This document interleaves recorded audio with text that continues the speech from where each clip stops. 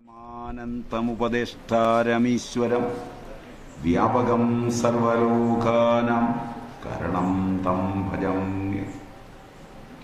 ശങ്കരം ശങ്കരാചാര്യം കേശവം ബാദരായണം സൂത്രഭാഷ്യകൃതൗ വന്ദേ ഭഗവന്തൗ പുനഃ പുനഃ.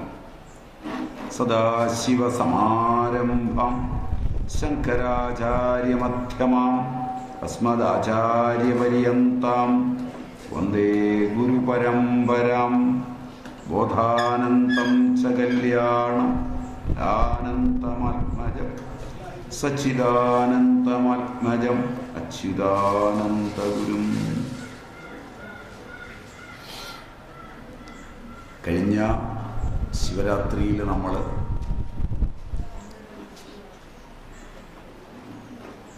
ശിവജിയുടെ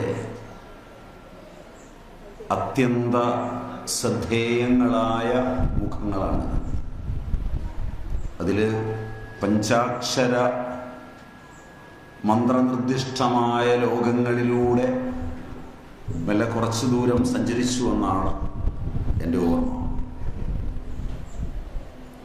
ഇത്തവണ നമുക്ക് ആ മന്ത്രനിർദ്ദിഷ്ടമായ ലോകങ്ങളെ ശിവരാത്രിയിലേക്ക് ശിവം മംഗളം മെല്ലെ ആനയിച്ചു കൊണ്ടുവരാം എന്ന് വിചാരിക്കുകയാണ്. പല ഐതിഹ്യങ്ങളിൽ ഏറ്റവും ശ്രദ്ധേയമായത് 14 രത്നങ്ങൾ ആവിർഭവിച്ച മഹാശിവരാത്രി താണ്ഡവത്തിൻ്റെ ഏതൊരു മുഹൂർത്തത്തിലാണോ മഹദ്രത്നമായ ഹാലാഹലം പാനം ചെയ്ത് ഭഗവാൻ നൃത്തമാടിയത്, നീലകണ്ഠനായത്, അതിൻ്റെ മനോഹര മുഹൂർത്തത്തെയാണ് അനേകം പേർ ശിവരാത്രി എന്ന് നാമകരണം ചെയ്ത് വിളിക്കുന്നത്. അസുരന്മാരും ദേവന്മാരും ചേർന്ന് മന്ദരാചലം കടകോലാക്കി വാസുകിയെ കയറാക്കി നടത്തിയ സമുദ്രമഥനം ഈ ശിവരാത്രിയിൽ നമ്മിലെ ആസുരി സമ്പത്തികളും നമ്മിലെ ദേവീ സമ്പത്തികളും സംയോജിച്ച്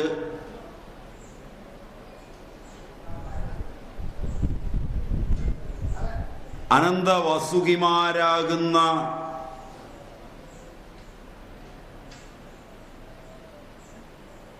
നാടികളിൽ വാസുകിയെ കയറാക്കി മേരുവിനെ തന്നെ കടകോലാക്കി കടയുമ്പോൾ ഷഡ്ചക്രോപരി സംസ്ഥിതമായ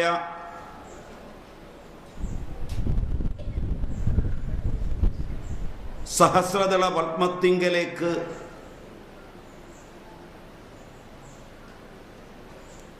ശിവശക്തി സംഭൂതമായ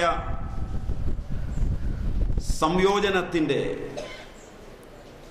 അനന്താനന്ദത്തിൻ്റെ ഭാവതലങ്ങൾ ഉയരുന്ന അനുഭവം. മകരാലയമെന്ന് വിശേഷിപ്പിക്കുന്ന സംസാരം സമുദ്ര സമാനമാണ്. ഓരോരുത്തരും അവനവൻ്റെ പൂർവ്വവാസനകൾക്കും ഗോത്ര സംസ്കൃതികൾക്കും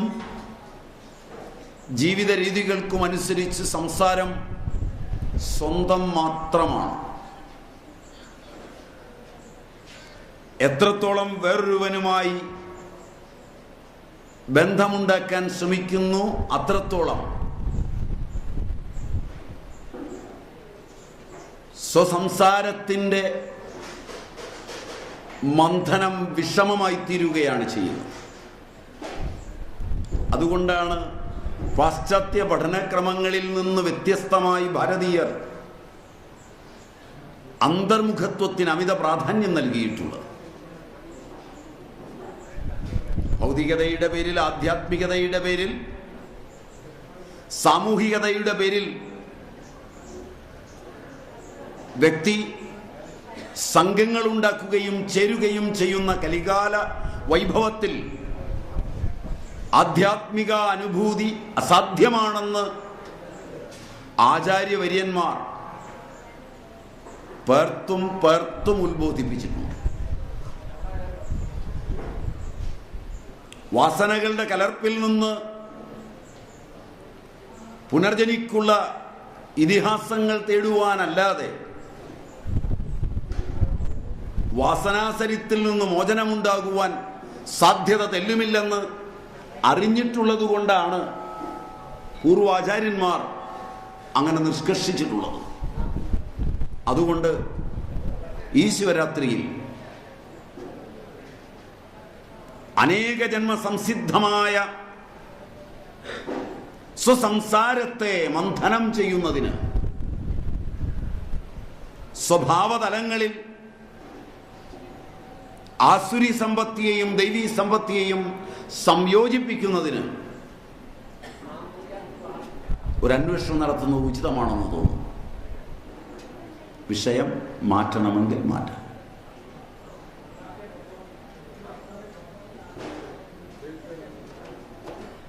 വിയോജിപ്പുണ്ടെങ്കിൽ പറയാം.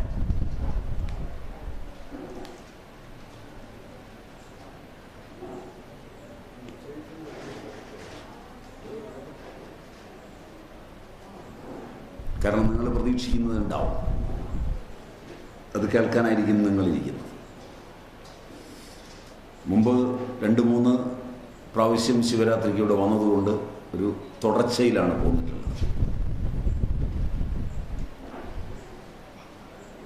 അതിൻ്റെ തുടർച്ചയിൽ ഇത് പറ്റുമെന്ന് തോന്നുന്നു. അതുകൊണ്ടാണ് ഇങ്ങനെ തെരഞ്ഞെടുത്തത്.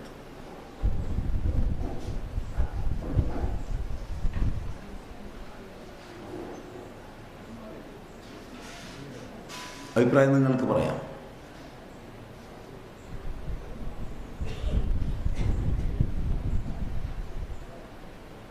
കേൾക്കാൻ താല്പര്യമുള്ള വിഷയമാണെങ്കിൽ ഞാൻ തുടരാം. ജിജ്ഞാസയുണ്ടെങ്കിൽ ഞാൻ തുടരാം.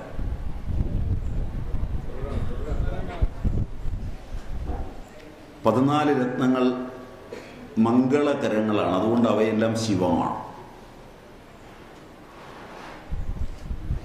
രുക്മിണി വിവാഹാവസരത്തിലാണ് ഇവയെ ഒരിക്കൽ സൂചിപ്പിക്കുന്നത് ഭാഗവതത്തിൽ.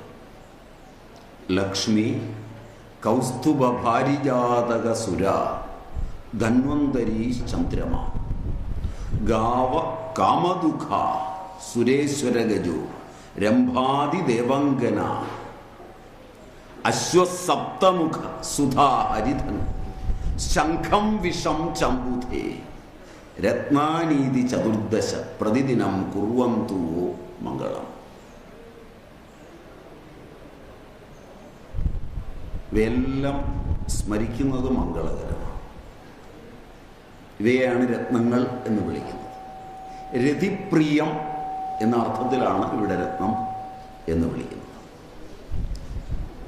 ഇതിലാദ്യമുണ്ടായത് ലക്ഷ്മി എന്നുള്ള ഓർഡറിലാണ് ഭാഗവതകാരൻ പറയുന്നതെങ്കിലും മറ്റൊരിടത്ത് ഇങ്ങനെയല്ല പറയാം. ഹാലാഹലം ഹവിർധാനി ശ്രീർവാരുണ്യപ്സരോഗണ ഐരാവത പരിജാതശ്ച ചന്ദ്ര ഉച്ചൈസവാഹയ ശംഖം ശാർഗം കൗസ്തുഭം ച ധന്വന്തരി രഥാമൃതം ചതുർദശോത്യബ്ധി മന്ദജാത രത്നാനി സംജഗു എന്നാണ് മറ്റൊരിടത്ത് പറയുന്നത്. അവിടെ ആദ്യം ഉണ്ടായത് ഹലഹലമാണ്. ഏറ്റവും ആദ്യം മന്ഥനം തുടങ്ങുമ്പോൾ ഹാലാഹലമാണ് ആവിർഭവിച്ചതെന്നാണ്. ഹാലാഹലം സ്വീകരിച്ചത് ഭഗവാൻ ശങ്കരനാണ്. ശങ്കരൻ അത് സ്വീകരിച്ച് ആനന്ദതാണ്ഡവമാടിയ മുഹൂർത്തമാണ് ശിവരാത്രി.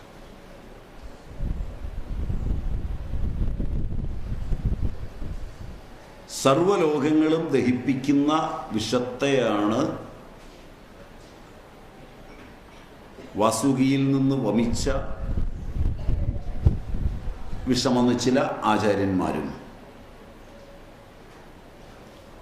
പാൽക്കടൽ കടഞ്ഞപ്പോൾ ആദ്യം രൂപാന്തരപ്പെട്ടു വന്ന വിഷമെന്ന് ചില ആചാര്യന്മാർ. രണ്ടഭിപ്രായങ്ങളുമുണ്ട്. പാൽക്കടലിൽ നിന്നുണ്ടായ രത്നം സംസാരം കടഞ്ഞാൽ ആദ്യം വമിക്കുന്നത് വിഷമാണ്.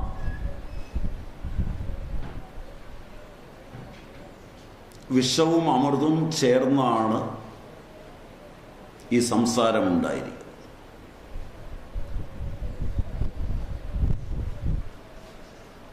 അതിനിടയിൽ പലതും. അതിൽ ഹാലാഹലത്തെ, ലോകവിനാശകരമായ ഹാലാഹലത്തെ ഭഗവാൻ ശങ്കരൻ സ്വീകരിച്ചു എന്നാണ്. ഹവിർധാനി കാമധേനു, കാമധുക്, ഇഷ്ടകാമധുക്, അതിനെ സ്വർഗവാസികൾ സ്വീകരിച്ചു എന്നാണ്. ശ്രീ ലക്ഷ്മി, പാൽക്കടൽ കടഞ്ഞപ്പോൾ ഉണ്ടായ രത്നമാണ്. ലക്ഷ്മിയെ ഭഗവാൻ വിഷ്ണു സ്വീകരിച്ചു. വാരുണി, മദ്യം, എല്ലാ മദ്യത്തിനും ഉറവിടമായ ആദ്യമദ്യം ആവിർഭവിച്ചതും പാൽക്കടലിൽ നിന്നാണ്. അതിനെ അസുരന്മാർ സ്വീകരിച്ചു. അപ്സരസുകൾ, ഉർവശി, മേനക, രംഭ, തിലോത്തമ തുടങ്ങിയവരുണ്ടായതും പാലാഴിയിൽ നിന്നാണ്. അവരെ ദേവലോകം സ്വീകരിച്ചു. ഇന്ദ്രൻ. ഐരാവതം ആനയാണ്, അതും ദേവേന്ദ്രനാണ് സ്വീകരിച്ചത്. പാരിജാതം വൃക്ഷമാണ്, അതിനെ സ്വർഗവാസികൾ സ്വീകരിച്ചു. പിന്നെ സ്വർഗത്ത് പോയി ചില ഈതിബാധകൾ തീർത്തതിൻ്റെ ഫലമായി വൃത്രാരിയായിരുന്ന ഇന്ദ്രൻ്റെ ഉറക്കമില്ലായ്മയെ മാറ്റിയെടുത്തതിൻ്റെ പേരിൽ ഇന്ദ്രന് സമ്മതമല്ലെങ്കിൽ പോലും ഭഗവാൻ പാരിജാതം സത്യഭാമയ്ക്ക് വേണ്ടി ഭൂമിയിലേക്ക് കൊണ്ടുവന്നുവെന്നാണ് കഥ. 4 ദേവവൃക്ഷങ്ങളിൽ പാൽക്കടൽ കടഞ്ഞപ്പോൾ ഉണ്ടായിട്ടുള്ളതാണ് ദേവവൃക്ഷമായ പാരിജാതം. ചന്ദ്രൻ, ആകാശത്ത് കാണപ്പെടുന്ന ചന്ദ്രൻ, കലകളോടുകൂടിയ ചന്ദ്രൻ പാലാഴി കടഞ്ഞപ്പോൾ ഉണ്ടായതാണെന്നാണ്. ഉച്ചൈസ്രവസ് എന്ന കുതിര, അതും ഇന്ദ്രനോട് ബന്ധപ്പെട്ടതാണ്. അതും പാൽക്കടലിൽ നിന്ന് കിട്ടിയതാണ്. പാഞ്ചജന്യമെന്ന ശംഖ്, അത് പാൽക്കടലിൽ നിന്നാണ്. അതാണ് വിഷ്ണു സ്വീകരിച്ചത്. ശാർംഗം, ഹരിധനുസ്, വിഷ്ണുവിൻ്റെ വില്ല്, അതും പാലാഴിയിൽ നിന്നാണ്. കൗസ്തുഭം, വിഷ്ണുവിൻ്റെ മാറിടത്തെ ശോഭിപ്പിക്കുന്ന രത്നമാണ്, അതും പാൽക്കടലിൽ നിന്നാണ്. ആയുർവേദ പ്രവർത്തകനായ ധന്വന്തരി പാലാഴിയിൽ നിന്ന് പൊന്തി വന്നതാണ്. ആ പാലാഴിയിൽ നിന്ന് പൊന്തി വരുമ്പോൾ ധന്വന്തരിയുടെ കയ്യിൽ അമൃത കലശമുണ്ടായിരുന്നു. അതും പാലാഴിയിൽ നിന്നുണ്ടായതാണ് ആ അമൃതം. ഇങ്ങനെ 14 രത്നങ്ങളാണ് പാലാഴി കടഞ്ഞപ്പോൾ ഉണ്ടായത്. എന്താണ് പാലാഴി? എന്താണ് കടയൽ? എന്താണ് അതിൻ്റെ ഫലം എന്നത് അതിൻ്റെ വാച്യം, വ്യംഗ്യം, ലക്ഷണ, ഇങ്ങനെയൊക്കെ ഭാഷകളുണ്ട്. അതിലെ സാമ്പ്രദായികന്മാർ പറഞ്ഞു പോരുന്ന ലക്ഷണയിലൂടെ ആധ്യാത്മിക ഭാഷയിലൂടെ ഇത്തവണ നമുക്കിതിനെ കാണാം. വാച്യമൊക്കെ നിങ്ങൾക്ക് വായിച്ചാൽ കിട്ടുന്ന കാര്യങ്ങളേ ഉള്ളൂ. അത് നിങ്ങളെ സംഘർഷത്തിലാക്കുന്നതുമായിരിക്കും. കാരണം ഉദിച്ചു നിൽക്കുന്ന ഗ്രഹം പാലാഴിയിൽ നിന്നുണ്ടായി എന്നൊക്കെ ഇന്ന് പഠിക്കുന്ന ശാസ്ത്രം വെച്ച് നിങ്ങൾക്ക് ഏതായാലും സ്വീകരിക്കാനാവില്ല. നിലവിലിരിക്കുന്ന സങ്കേതം ഏതായാലും അതിന് വിരുദ്ധമാണ്. Am I right? തമാശയ്ക്കൊക്കെ ഒരു കഥയായി പറയാമെന്നുള്ളതിനപ്പുറം, കേൾക്കാൻ ഇമ്പമുണ്ടാകുമെന്നതിനപ്പുറം പരസ്പരം സ്വീകരിക്കാവുന്ന ഒരു ഭാഷ, വാച്യഭാഷ ഇന്ന് നിലവിലില്ല. നിങ്ങളാരും ചന്ദ്രനിൽ പോയിട്ടില്ലെങ്കിലും, നിങ്ങളാരും ചന്ദ്രനെ കണ്ടിട്ടില്ലെങ്കിലും, ചന്ദ്രനിൽ കാലുകുത്തിയെന്ന് അവകാശപ്പെടുന്നവർ കുത്തിയിട്ടില്ലെങ്കിലും, മനസ്സിലായില്ല,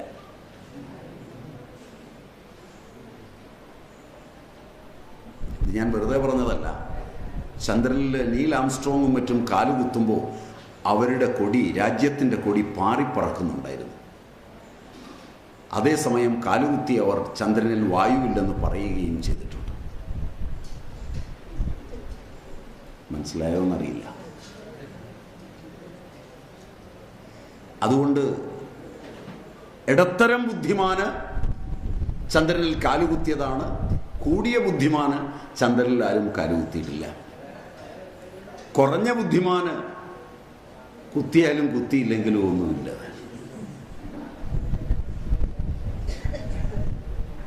ഇങ്ങനെ 3 തരം ആളുകളുണ്ടല്ലോ, അത് നിങ്ങൾക്കറിയാം.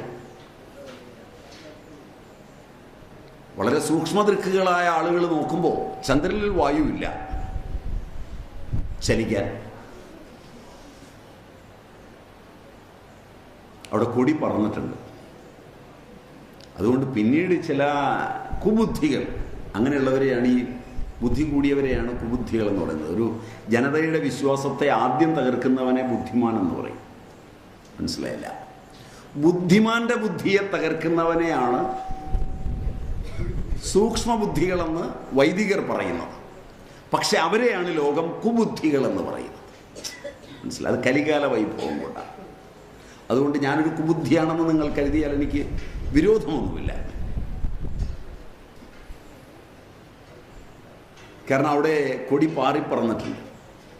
അതുകൊണ്ട് അത്തരം കുബുദ്ധികൾ പറഞ്ഞത് സഹാറയിൽ എവിടെയോ ചെന്ന് ഈ പേടകം ഇറങ്ങിയിട്ട് അതിൻ്റെ ഫോട്ടോയാണ് ജനങ്ങളെ കാണിച്ച് പറ്റിച്ചതെന്നാണ്. അല്ലാതെ മുകളിൽ അവിടെയെങ്ങും പോയി ഇറങ്ങിയിട്ടില്ലെന്നാണ്. അതിരിക്കേണ്ടത് നമ്മുടെ വിഷയമല്ല. അതുകൊണ്ട് അത് ചർച്ച ചെയ്ത് നമ്മൾ എങ്ങും എത്തുകയുമില്ല. Am I right? ശരിയാണ്.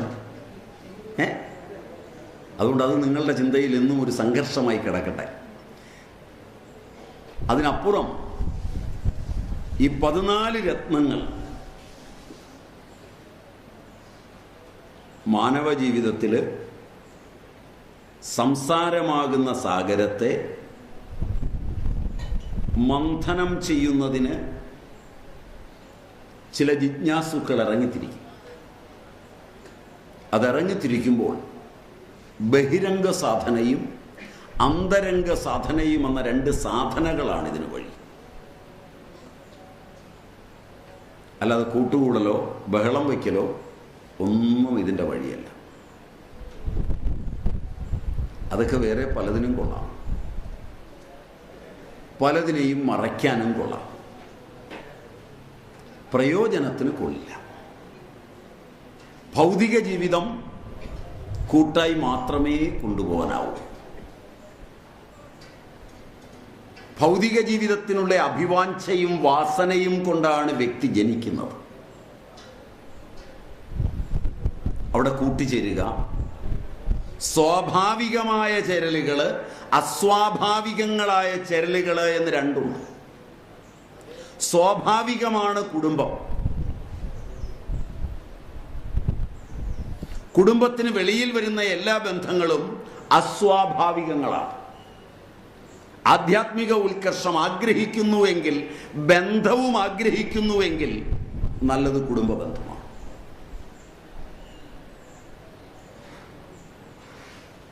കാരണം പൂർവ്വവാസനയ്ക്കനുസരിച്ച് അതിന് പറ്റിയ ബീജാണ്ടങ്ങളിൽ ജീവൻ ഭാഗികമായി ചേർന്ന് അവയുടെ ചേർച്ചയിൽ വെച്ച് കൃത്യമായ ഒരു അസുലഭ മുഹൂർത്തത്തിൽ പൂർവ്വവാസനകൾ ഇണങ്ങിയ ജീവൻ അതിലേക്ക് വന്ന് പ്രവേശിക്കുകയാണ് ചെയ്യുന്നത്.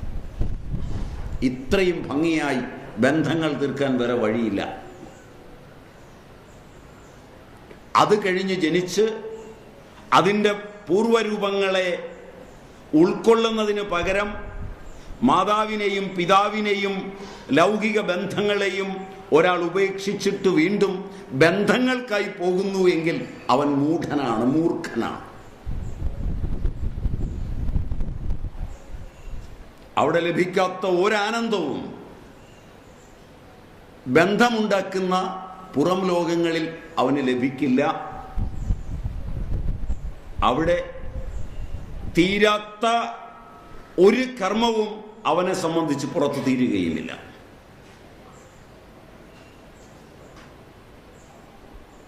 നിങ്ങൾക്ക് വളരെ വിയോജിപ്പുണ്ടാകാവുന്നതാണ് ഞാൻ തുടക്കത്തിൽ പറയുന്നത്. ഇതാണ് ഭാരതത്തിൻ്റെ സമഗ്ര സംഭാവനകളിൽ പ്രഥമവും പ്രധാനവും.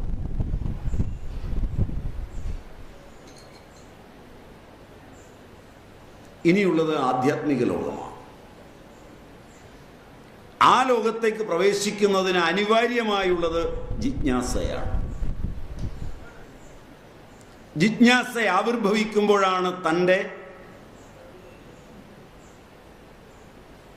സംസാരം അത് തൻ്റേത് മാത്രമാണ്. ലോകമെന്നത് എല്ലാവർക്കും ഒരുപോലല്ല. ഇവിടെ നിങ്ങൾ ഇത്രയും പേര് വന്ന് ഈ ആശ്രമത്തെ കാണുന്നത് ഒരുപോലെയല്ല. കാഴ്ചയെല്ലാം വ്യത്യസ്തമാണ്. നിങ്ങളെല്ലാവരും കേൾക്കുന്നത് ഒരുപോലെയല്ല. കേൾവി എല്ലാം വ്യത്യസ്തമാണ്. അതുകൊണ്ട് നിങ്ങളുടെ എല്ലാം സംസാരം വ്യത്യസ്തമാണ്. ഇങ്ങനെ മനസ്സിലാവുമോ? ഇങ്ങനെ മനസ്സിലാവുമോ? ഒരു രൂപത്തിൽ ഒന്നിനെ കാണുന്നവനും വേറൊരു രൂപത്തിൽ അതിനെ കാണുന്നവനും കൂടെ യോജിച്ചിരുന്ന് ചർച്ച ചെയ്ത് പരിഹാരമില്ല. രണ്ടു തരത്തിലും കാണാൻ രണ്ടുപേർക്കും സ്വാതന്ത്ര്യവുമുണ്ട്. എന്നുവരെ ഞാൻ കാണുന്നത് പോലെ അവരൻ കാണണമെന്ന് നിർബന്ധമില്ലയോ അന്നുവരെ എൻ്റെ ശാന്തിയാണ്. ഞാൻ കാണുന്നത് പോലെ തന്നെ അവൻ ഇതിനെ കാണണമെന്ന് എന്നൊരു നിർബന്ധം എനിക്ക് വരുന്നുവോ അത് പ്രകൃതി വിരുദ്ധവും ദുഃഖവുമാണ്.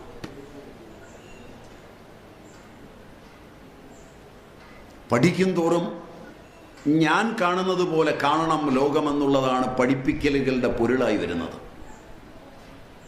ഞാൻ കാണുന്നത് പോലെ അവൻ കാണില്ല എന്ന് അറിയുവാൻ ആർ പഠിക്കുന്നു, ആർ പഠിപ്പിക്കുന്നു? അവൻ പഠിക്കുന്നവനും പഠിപ്പിക്കുന്നവനുമാണ്.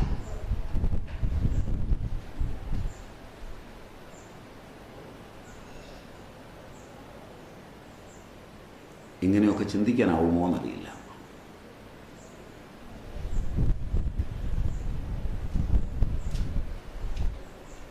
നിങ്ങളുടെ നിശബ്ദത എന്നെ പേടിപ്പിക്കുന്നുണ്ട്, എല്ലാ തവണയും പോലെ.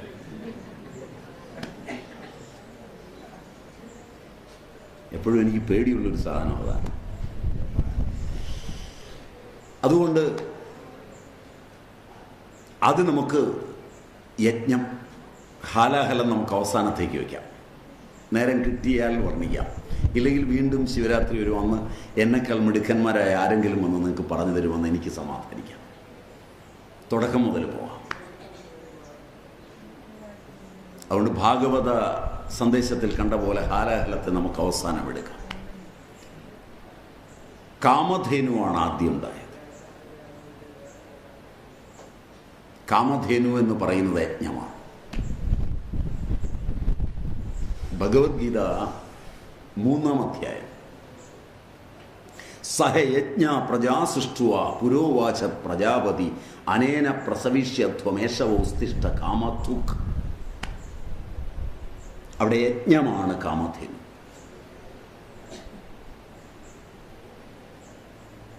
ഇഷ്ടം, യജ്ഞം എന്നൊക്കെ അതിന് പറയും.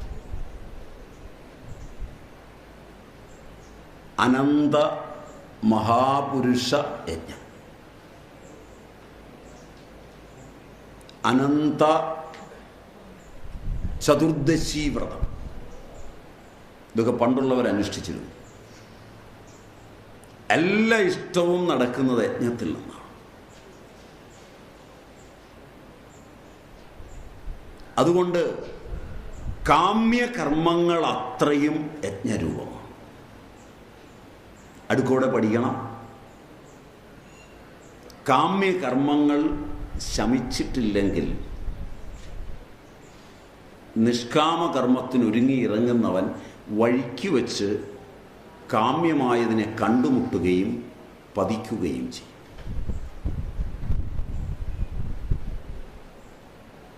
പതനങ്ങളുടെ ചരിത്രമാണ് ആധുനിക ഇന്ത്യയുടെ ആധ്യാത്മിക ചരിത്രം. അത് സെമറ്റിക് സംസ്കൃതിയിൽ രൂപപ്പെടുത്തിയെടുത്ത സംഘടിത സംസ്കാരത്തിൻ്റെ ലോകമാണ്. അതിനെ സംഘടിതമായി ന്യായീകരിക്കാൻ ഒരുങ്ങും തോറും സമാജം അധപ്പതിക്കുകയും വ്യക്തികൾ സനാതനധർമ്മത്തിൽ നിന്ന് അകലുകയും ചെയ്യും. അതുകൊണ്ട് കുട്ടികളെ ആദ്യം പഠിപ്പിക്കേണ്ടത് കാമ്യകർമ്മങ്ങളെ വിധിയാം വണ്ണം അനുഷ്ഠിക്കുവാൻ പാകത്തിന് യജ്ഞ സംസ്കൃതി ഉള്ളവരായിത്തീരണം. അതിനെയാണ് കാമധേനു എന്ന് വിളിക്കുന്നത്. അതാണ് സമുദ്രം കടഞ്ഞാൽ, സംസാര സമുദ്രം കടഞ്ഞാൽ പൊന്തി വരുന്നത്. എൻ്റെയും നിങ്ങളുടെയും സംസാരമാകുന്ന സമുദ്രത്തെ ഏകാന്തമായിരുന്ന് കടയാനൊരുങ്ങിയാൽ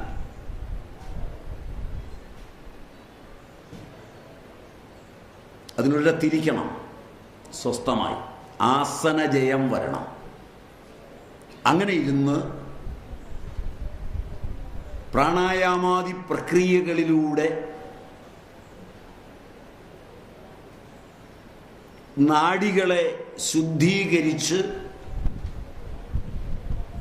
ബോധതലത്തിലേക്ക് ഉയർന്നു വരുന്നുവെങ്കിൽ ഒന്നും പഠിക്കാതെ ആരൊക്കെയോ പറയുന്നത് കേട്ട് അറിവില്ലാത്ത ലോകത്ത് നിന്ന് അറിവാണെന്ന് പറഞ്ഞ് പലതും ഉണ്ടാക്കാൻ ഓടുന്ന പരിപാടി നിർത്തി ഏകാന്തമായി തൻ്റെ സംസാരത്തെ കടഞ്ഞ് അതിൽ നിന്ന് ഉത്ഭൂതമാകുന്നതിനെ നോക്കിയാൽ ആദ്യം ബോധ്യമാവും കാമ്യകർമ്മങ്ങളാണ് ശമിക്കേണ്ടത്. കാമ്യകർമ്മങ്ങൾ നിലനിൽക്കുവോളം ആനന്ദമില്ല. കാമ്യകർമ്മങ്ങൾ തത്തിക്കളിക്കുവോളം സമാധാനമില്ല. കാമ്യകർമ്മങ്ങൾ സ്വച്ഛന്തമായിരിക്കുവോളം സംസാരം സുഖമായി അനുഭവിക്കാനാവും.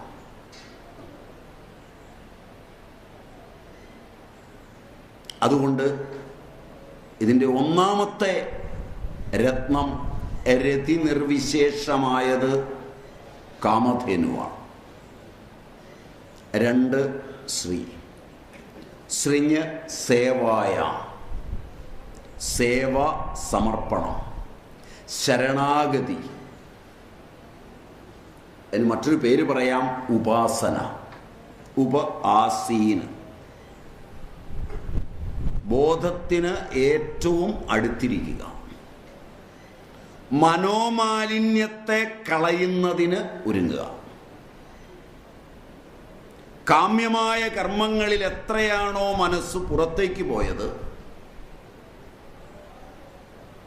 അതിനു പകരം കാമ്യ വിഷയങ്ങളെ വിട്ട്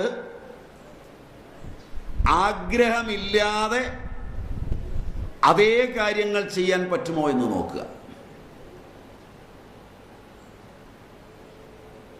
ആഗ്രഹത്തോടു കൂടി ചെയ്യുന്നത് സ്വേച്ഛയാണ്.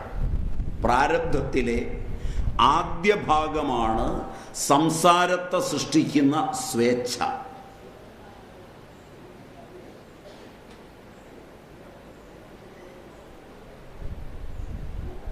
തനിക്ക് സമമായി പ്രായമുള്ള ഒരാളിൻ്റെ ഇച്ഛ സാധിച്ചു കൊടുക്കാൻ എളുപ്പമല്ല.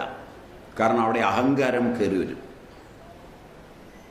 തന്നെക്കാൾ താഴ്ന്ന ഒരാളിന് സേവ ചെയ്യാനാവില്ല. അവിടെയും കൊടുത്തവൻ എന്ന അഹങ്കാരം കയറി വരും. മാതാവ്, പിതാവ്, ആചാര്യൻ ഇവർ തന്നെക്കാൾ ഉയർന്നവരാണെന്ന ബോധം ഉള്ള കാലങ്ങളിൽ, അങ്ങനെ എടുത്തു പറഞ്ഞതിന് കാരണം ഇന്ന് അങ്ങനെയല്ല കാലം. പരിണാമ സിദ്ധാന്തം പഠിക്കുകയും അറിവില്ലായ്മയിൽ നിന്ന് അറിവുണ്ടായി എന്ന് ചരിത്രം പഠിക്കുകയും ചെയ്യുന്ന നിങ്ങൾക്ക് എൻ്റെ അച്ഛൻ മണ്ടനും അപ്പൂപ്പൻ മരമണ്ടനുമാണ്. മനസ്സിലായില്ല? അതുകൊണ്ട് ബഹുമാനപൂർവ്വം അച്ഛന് വേണ്ടി ഒരു കർമ്മം ചെയ്യാനാവില്ല. ഇതിന് ഉത്തരവാദി അച്ഛനാണോ മകനാണോ അതെൻ്റെ ചർച്ചയല്ല. അത് നിങ്ങൾക്ക് വിടും. വഴക്കൊക്കെ നിങ്ങളുണ്ടായിക്കൊള്ളുക.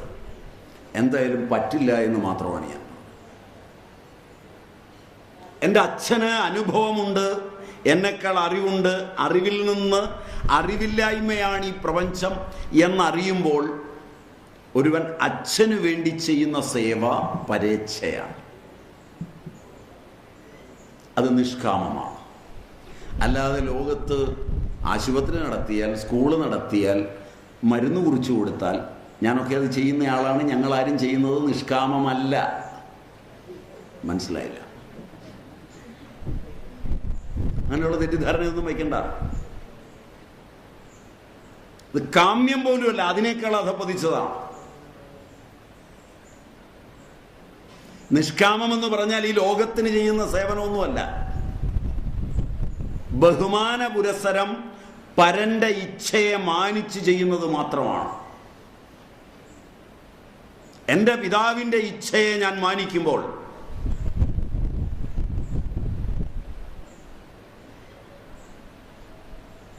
എൻ്റെ ഇച്ഛകൾ ചുരുങ്ങും.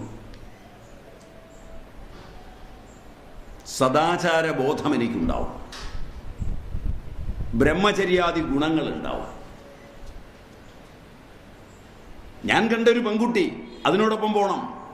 മനസ്സുകൊണ്ട് എൻ്റെ ബ്രഹ്മചര്യാദി ഗുണങ്ങൾ വിടുമ്പോഴാണ് എൻ്റെ പിതാവിൻ്റെ ഇച്ഛയെ സമ്മതിക്കാതെ വരുന്നത്.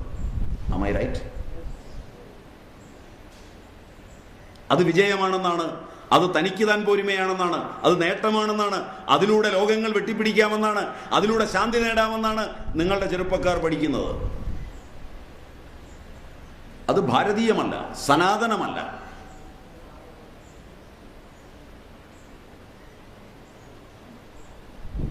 പിതാവിനാണ് അറിയുന്നത് ഏത് യാദൃച്ഛികതയിൽ വെച്ചാണ് പിതാവിൻ്റെ സംസ്കൃതിയുടെ ബീജം ഞാനായി രൂപാന്തരപ്പെട്ടതെന്ന്, ഏതിലൂടെയെല്ലാമാണ് ഞാൻ സഞ്ചരിക്കേണ്ടതെന്ന് പിതാവിൻ്റെ അന്തർഗതങ്ങളിലാണ് ഇരിക്കുന്നത്. പിതാവ് ആഗ്രഹിക്കുന്നു ഞാൻ സന്യസിക്കാൻ, പിതാവ് ആഗ്രഹിക്കുന്നു ഞാൻ വിവാഹം കഴിക്കാൻ, പിതാവ് ആഗ്രഹിക്കുന്നു ഞാൻ ലോകങ്ങൾ വെട്ടിപ്പിടിക്കാൻ. ഏത് വഴി?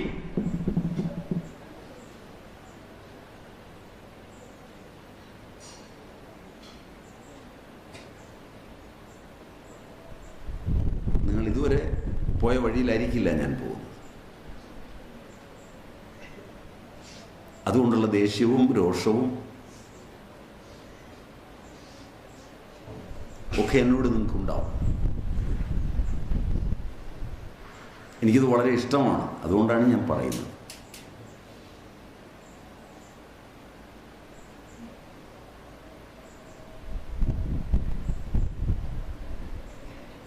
വാസനകളുടെയും സംസ്കാരങ്ങളുടെയും ചരിത്രം എടുക്കുമ്പോൾ ഗോത്രാദികളുടെ പ്രാധാന്യമെല്ലാം കൊടുത്തു പഠിപ്പിച്ച ഭാരതീയ സംസ്കാരം പഠിച്ചത് ഇന്ന് പഠിക്കുന്ന രീതിയിലല്ല. അതുകൊണ്ടാണ് അവർ സംസാരത്തെ കടയാൻ പറഞ്ഞത്. സംസാരം കടയുമ്പോൾ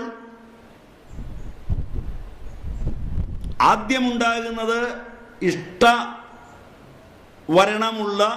കാമധേനുവാണ്, യജ്ഞം. രണ്ടാണ് സേവ. അത് പരിപക്വമാകുന്നത് സ്വേച്ഛയിൽ നിന്ന് പരേച്ഛയിലേക്ക് വികസിക്കുമ്പോഴാണ്. അത് 100% നിഷ്കാമമാകുന്നത് അനിച്ഛയിലെത്തുമ്പോൾ. പരേച്ഛയിൽ പിതാവ്, മാതാവ്, ആചാര്യൻ, അതിഥി.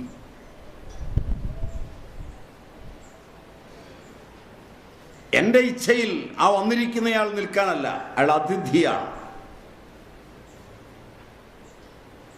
അതിഥി എന്നുള്ളതിന് ഇംഗ്ലീഷിൽ പദമില്ല. മനസ്സിലായില്ല? നിങ്ങൾ പോയി ക്ഷണിച്ചു കൊണ്ടിരുന്നവനാണ് ഗസ്റ്റ്. Am I right? യാദൃച്ഛികനാണ് അതിഥി. തിഥി അറിയിക്കാതെ വന്നവൻ. അങ്ങനെ വരുന്നവനെ നിങ്ങൾ ഇന്ന് അതിഥി എന്ന് പറയില്ല. പറയുമോ? പക്ഷെ സ്വാമിജി പറഞ്ഞു.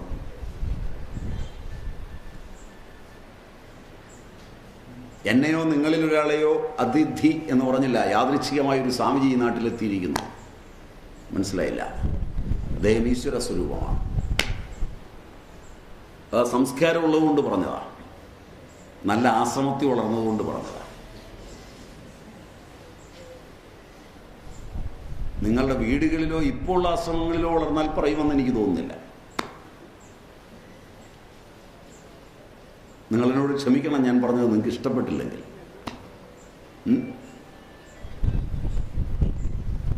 അതതിൻ്റെ വ്യതിയാനമാണ്. അവിടെ വരുന്ന ആളിൻ്റെ ഒരു ഇച്ഛയെ സാധൂകരിക്കുമ്പോൾ അത് പരേച്ഛയിലേക്ക് ഉയരുക. അദ്ദേഹത്തിന് ഒരു ഗ്ലാസ് വെള്ളം കൊടുക്കുമ്പോൾ, ഒരു കാര്യം എടുത്തു കൊടുക്കുമ്പോൾ, അതെല്ലാം അദ്ദേഹത്തിന് ആവശ്യമാണെന്ന് അറിഞ്ഞ് നമ്മൾ അങ്ങോട്ട് ചെയ്യുന്ന സമയത്ത് നമ്മളുടെ ആഗ്രഹങ്ങളിൽ പലതിനെയും അവിടെ സമർപ്പിച്ച് മാറ്റുകയാണ് ചെയ്യുന്നത്. അതുപോലെ പിതാവിൽ, അതുപോലെ മാതാവിൽ. കാരണം പൂർവ ജന്മങ്ങൾ കൊണ്ട് സംസ്കൃതി രൂപാന്തരപ്പെട്ട് വാസനകളായി നിൽക്കുന്ന പിതാവിൽ നിന്ന് വാസനാബദ്ധമായി ഞാൻ വന്നിട്ട് എൻ്റെ പൂർവവാസനകളെ പൂർത്തീകരിക്കുന്ന ഒരു വേളയിൽ എൻ്റെ വാസനകളിൽ നിന്ന് ഞാൻ സ്വതന്ത്രമാകുന്നുണ്ട്. അത് ആനന്ദമാണ്. ഇതിനൊക്കെ അനുഷ്ഠാനമെന്ന് പറയും. അനുഷ്ഠാനമില്ലാത്തവൻ ഹിന്ദു അല്ല.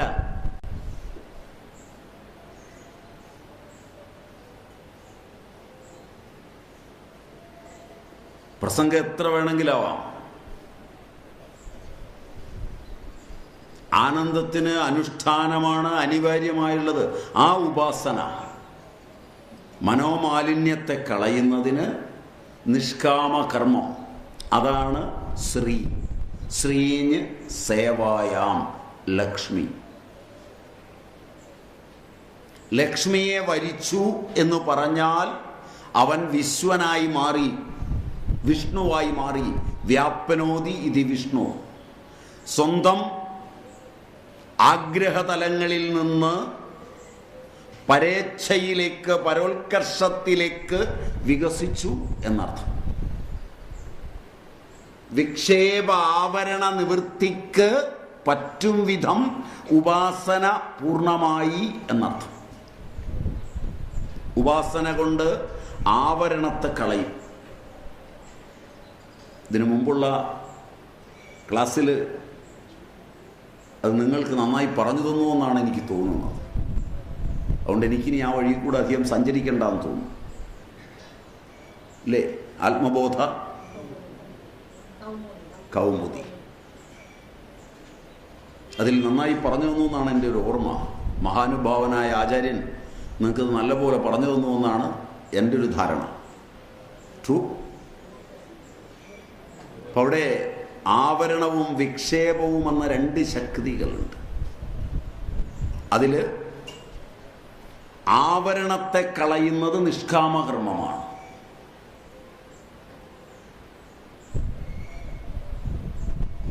വിക്ഷേപത്തെ കളയുന്നത് ഉപാസനയാണ്.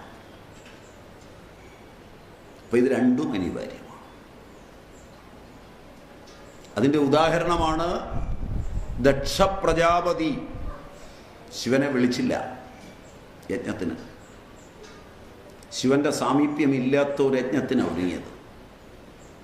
ഒടുവിൽ അതെന്തായി എന്ന് നിങ്ങൾ കഥയിൽ പഠിച്ചിട്ടുണ്ട്. ഏറ്റവും ഒടുവിൽ അദ്ദേഹം വന്ന് നമാമി വിശ്വേശ്വര വിശ്വരൂപം പുരാതനം ബ്രഹ്മനിജാത്മരൂപം നമാമി സർവം ഭവഭാവഭാവം പരത്പരം ശങ്കരമനതോസ്മി. ഇവിടെ ഒന്ന് ശിവനെ പ്രീതം നമസ്കരിക്കുന്ന രംഗമുണ്ട്. ദേവദേവ മഹാദേവ കൃപാം കുരു നമോസ്തുതേ അപരാധം ക്ഷമസ്വദ്യ മമ ശംഭോ കൃപാനിധേ. ദക്ഷൻ ഇങ്ങനെയാണ് നമസ്കരിക്കുന്നത്. നമുക്കൊക്കെ ഈ നമസ്കാരം വേണ്ടി വരും. കാരണം നമ്മൾ മംഗളകരമായ ശൈവമായ ഇതിനെ മാറ്റി നിർത്തിക്കൊണ്ട് ഈ കർമ്മങ്ങളെല്ലാം ആദ്യം ചെയ്യും. ഒടുവിൽ തല പോയി കഴിഞ്ഞ് ആടിനെ പോലെ മേ മേ എന്ന് കരയേണ്ട അവസ്ഥ എത്തുമ്പോൾ വാർദ്ധക്യവുമാവും. അപ്പോഴാണ് ഈ നിലവിളിയെല്ലാം നിലവിളിക്കുന്നത്. ദേവതകളെല്ലാം ഊർജ്ജസ്വലങ്ങളായിരിക്കുമ്പോഴാണ് ഉപാസനയും നിഷ്കാമകർമ്മവും ഒക്കെ വേണ്ടത്. മൂന്നാമത് പാലാഴിയിൽ നിന്ന് കടഞ്ഞാൽ മൂന്നാമത് വരുന്നത് വാരുണി മദ്യം.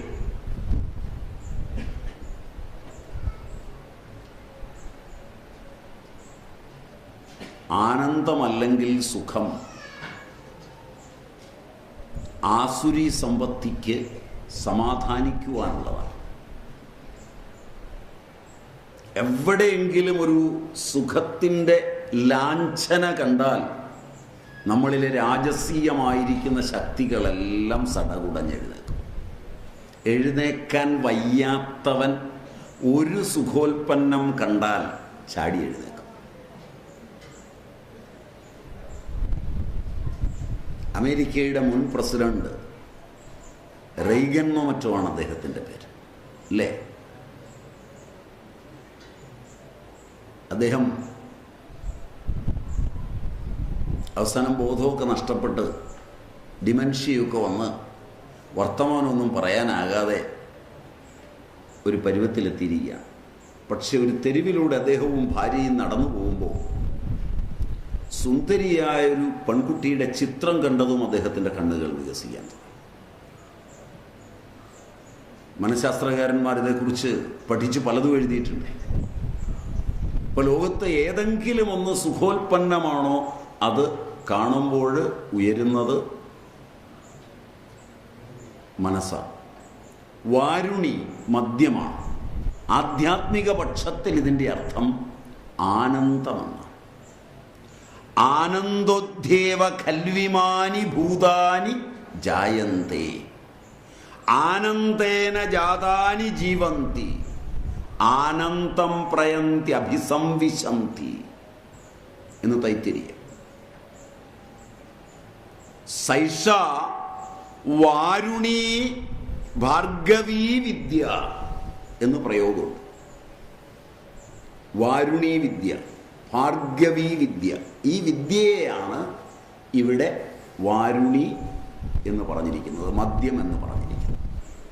നമ്മിലെ ആസുരീ സമ്പത്തികളും ദൈവീ സമ്പത്തികളും ഒരുമിച്ച് ചേരുകയും ശാന്തമാവുകയും ചെയ്തു കഴിഞ്ഞാൽ മാത്രമേ ആധ്യാത്മികമായി മുന്നേറാൻ പറ്റൂ.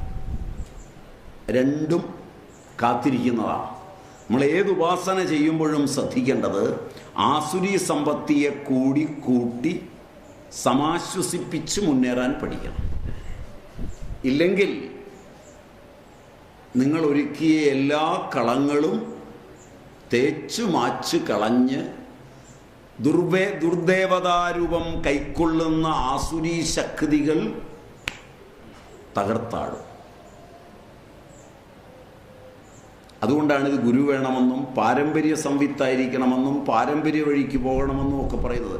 പാരമ്പര്യമില്ലാതെ പിപീലിക ന്യായേന ഉപാസനയൊക്കെ തന്നെത്താൻ ചെയ്ത് കേമന്മാരായി അഹങ്കാരികളായി ഒക്കെ തീരുമ്പോൾ ഒരു സുപ്രഭാതത്തിൽ ആര് പിടിച്ചാലും കിട്ടാത്തിടത്ത് ഈ അസുരി സമ്പത്തികൾ ആനന്ദം തേടി മറ്റ് കലാപങ്ങളിൽ ചെന്ന് ചാടുകയും ലോക വ്യവഹാരത്തിൽ അമാന്യത വരികയും ചെയ്യും.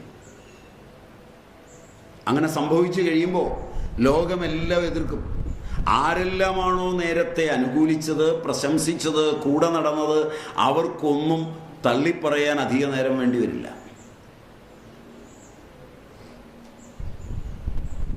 ഉയർന്നിട്ട് താഴുന്നത് താഴുന്നത് താഴുന്നത് താഴുന്നത് അധപ്പതനാണ് താഴുന്നത്. അങ്ങനെ താഴുന്നത് ലോകരുടെ മുമ്പിൽ വളരെ ഉയർന്നിട്ട് താഴുന്നതിനേക്കാൾ ശോചനീയമായി മറ്റൊന്നില്ല. അതിന് കാരണം അകത്തിരിക്കുന്ന ആസുരീ ശക്തികളാണ്. ധനം, ആധ്യാത്മിക പ്രഭാവം, പ്രതിഭ, ജനശക്തി, ഇതൊക്കെ വരുന്ന സമയത്ത് അകത്തിരിക്കുന്ന ആസുരീ ശക്തികൾ എല്ലാം തട്ടിത്തകർക്കുന്നതിന് വേണ്ടുന്നതായ കളികൾ കളിക്കും. അതിനെ എതിർത്തുകൊണ്ട് അതിനോടൊപ്പം നിൽക്കുന്ന ആളുകളുടെ ദൈവീ ശക്തികൾ സാക്ഷിത്വേന വർത്തിക്കും.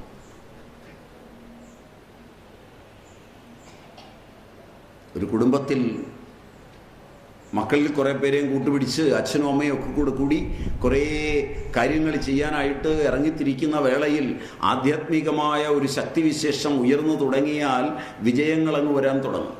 ആ വിജയങ്ങൾ വരുന്ന സമയത്ത് അപ്പുറത്ത് ആസുരി സമ്പത്തി അതിനിടയിൽ വരുന്ന തടസ്സം തള്ളി നിൽക്കുന്നതിന് വേണ്ടി കള്ളവും ചതിയും വഞ്ചനയും ചെയ്യാൻ പ്രേരിപ്പിക്കും. അതൊരു ആനന്ദമായി മാറും. ആ സമയത്ത് മറ്റു ചില മക്കൾ അത് നോക്കിയിരിക്കും, കൂട്ടുകൂടുകില്ല, അരുതെന്ന് പറഞ്ഞു നോക്കും. കേട്ടില്ലെങ്കിൽ പിന്നീട് അധപ്പതന വേളയിൽ അവരും കൂടെ കൂടി ഇതെല്ലാം കൂടെ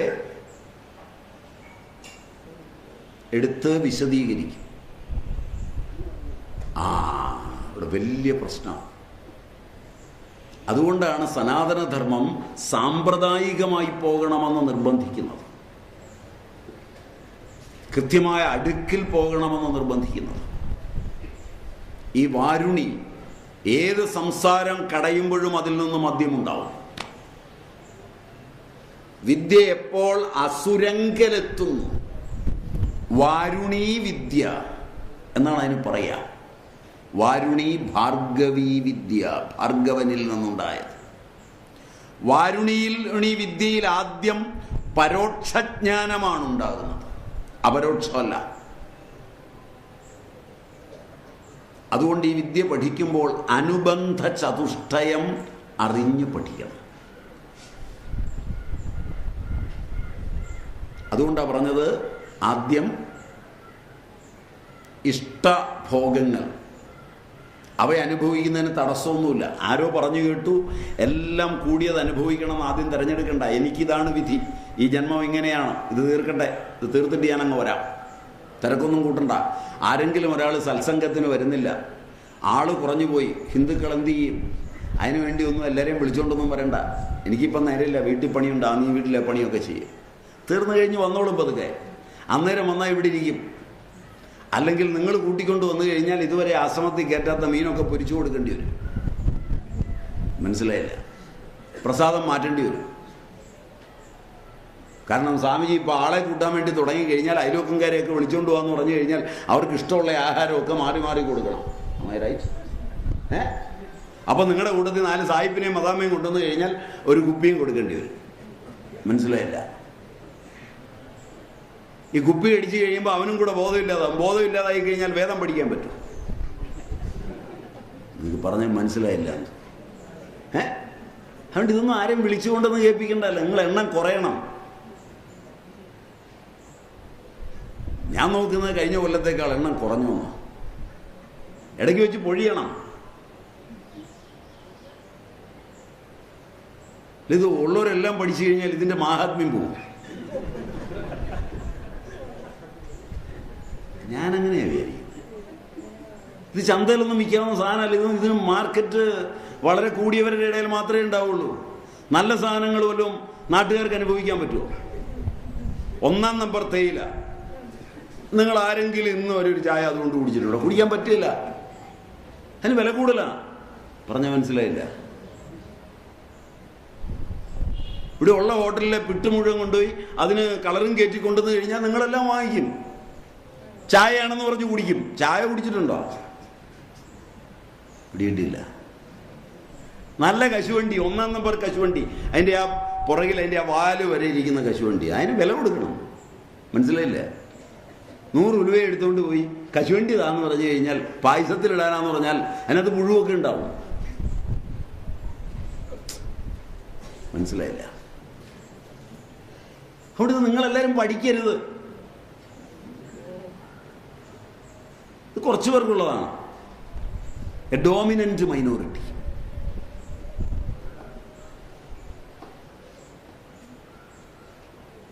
ആൾക്കൂട്ടം കണ്ട് ഒരു ഭ്രമവും വേണ്ട. ആൾക്കൂട്ടത്തിന് മനസ്സിലാവുമോ ഇതുവല്ലോ? ഈ ഭാഷ തന്നെ. എന്നോട് ദേഷ്യം വരുന്നുണ്ടല്ലോ.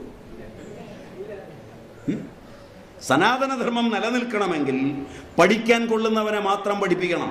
അതിനാണ് അനുബന്ധ ചതുഷ്ടയം. ഞാൻ പറഞ്ഞതല്ല, ആദിശങ്കരനെ പോലുള്ള ഉന്നത മനീഷകൾ പറഞ്ഞിട്ടുള്ളതാണ്. ഭഗവത്പാദ ആചാര്യനും മറ്റും തുല്യമായി ആരുമില്ല.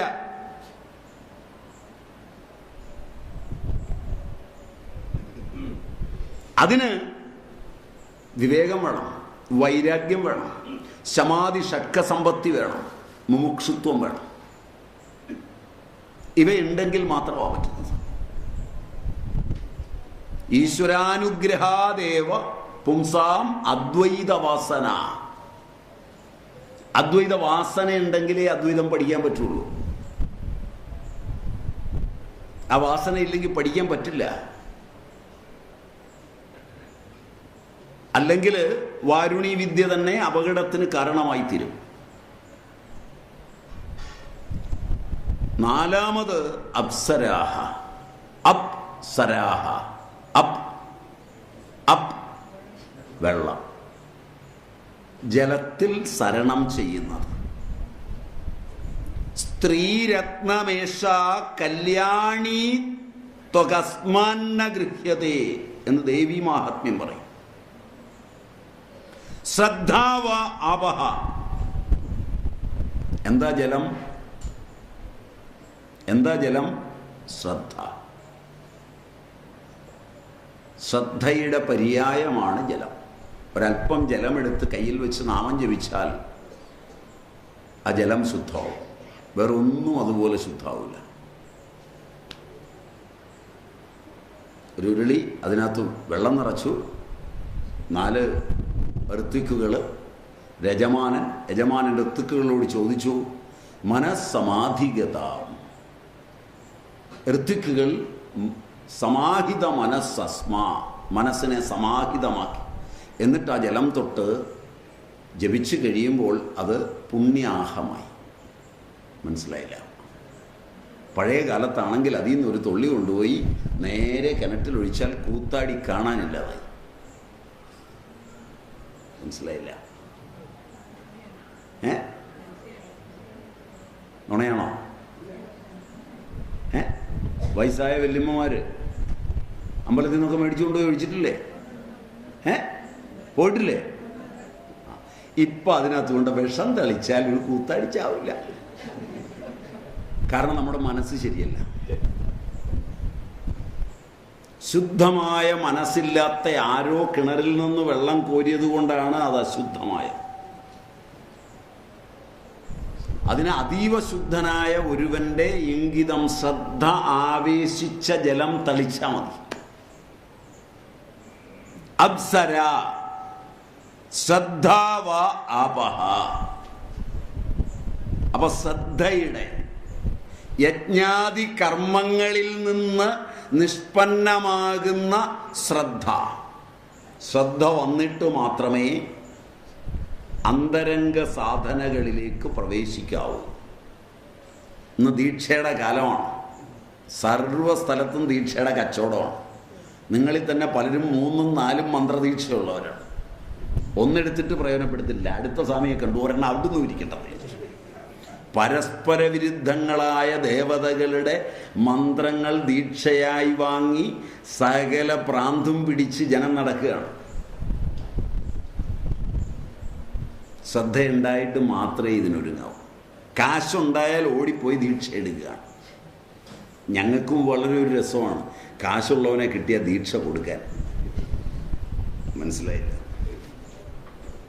ഞാനൊക്കെ ഒരു ദിവസം 1000-1500 പേർക്ക് ദീക്ഷ കൊടുക്കും.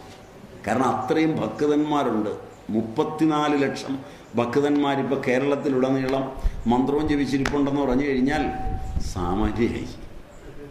അതിലൊരുത്തനും ശ്രദ്ധയില്ലെങ്കിൽ സ്ഥിര വരുമാനമായി. ശ്രദ്ധയുണ്ടായ അവനങ്ങ് രക്ഷപ്പെട്ടു പോകില്ലേ? പിന്നെ എനിക്ക് എവിടെ നിന്ന് വരുമാനം കിട്ടുക?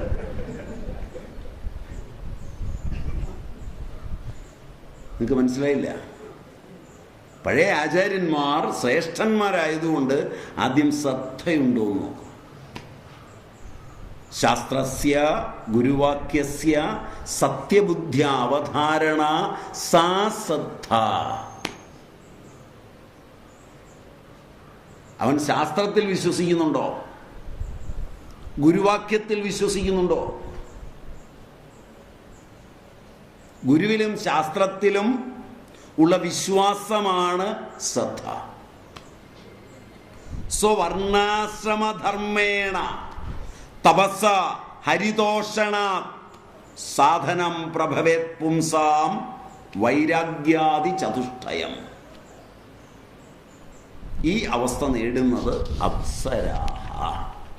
ഇപ്പൊ സംസാര സമുദ്രം കടഞ്ഞ് അപ്സരകൾ ഉണ്ടായി എന്ന് പറഞ്ഞാൽ ശ്രദ്ധ കൈവന്നു എന്നർത്ഥം. ഇരാവാൻ നഗി രാഗി തേതി ബ്രൂയാത് ഇരേതി ബ്രൂയാത്. വേദത്തിന് ഗിര എന്ന് പറയും. സത് സംബന്ധമായത്, സത്സംഗം, അതാണ് ആന. ആന പോലെ വിപുലമാണ് സത്സംബന്ധം, പരമസാത്വികം. ഐരാവതം എങ്ങനെയുള്ള ആനയാ? എങ്ങനെയുള്ള ആനയാ? വെള്ളയാനയാ.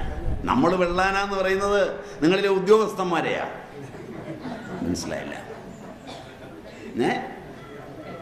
ആ വെള്ളാനയല്ല, നല്ല വെള്ള നിറത്തിലുള്ള സാത്വികമായ ആനയല്ല. സത്സംഗം, സത് പരമാത്മാവുമായുള്ള സംഘം. പരമാത്മാവിനോട് സംഘമുണ്ടാകുമ്പോൾ നിസ്സംഗത കൈവരും. നിസ്സംഗത കൈവന്നാൽ നിർമോഹമാവും. നിർമോഹമായാൽ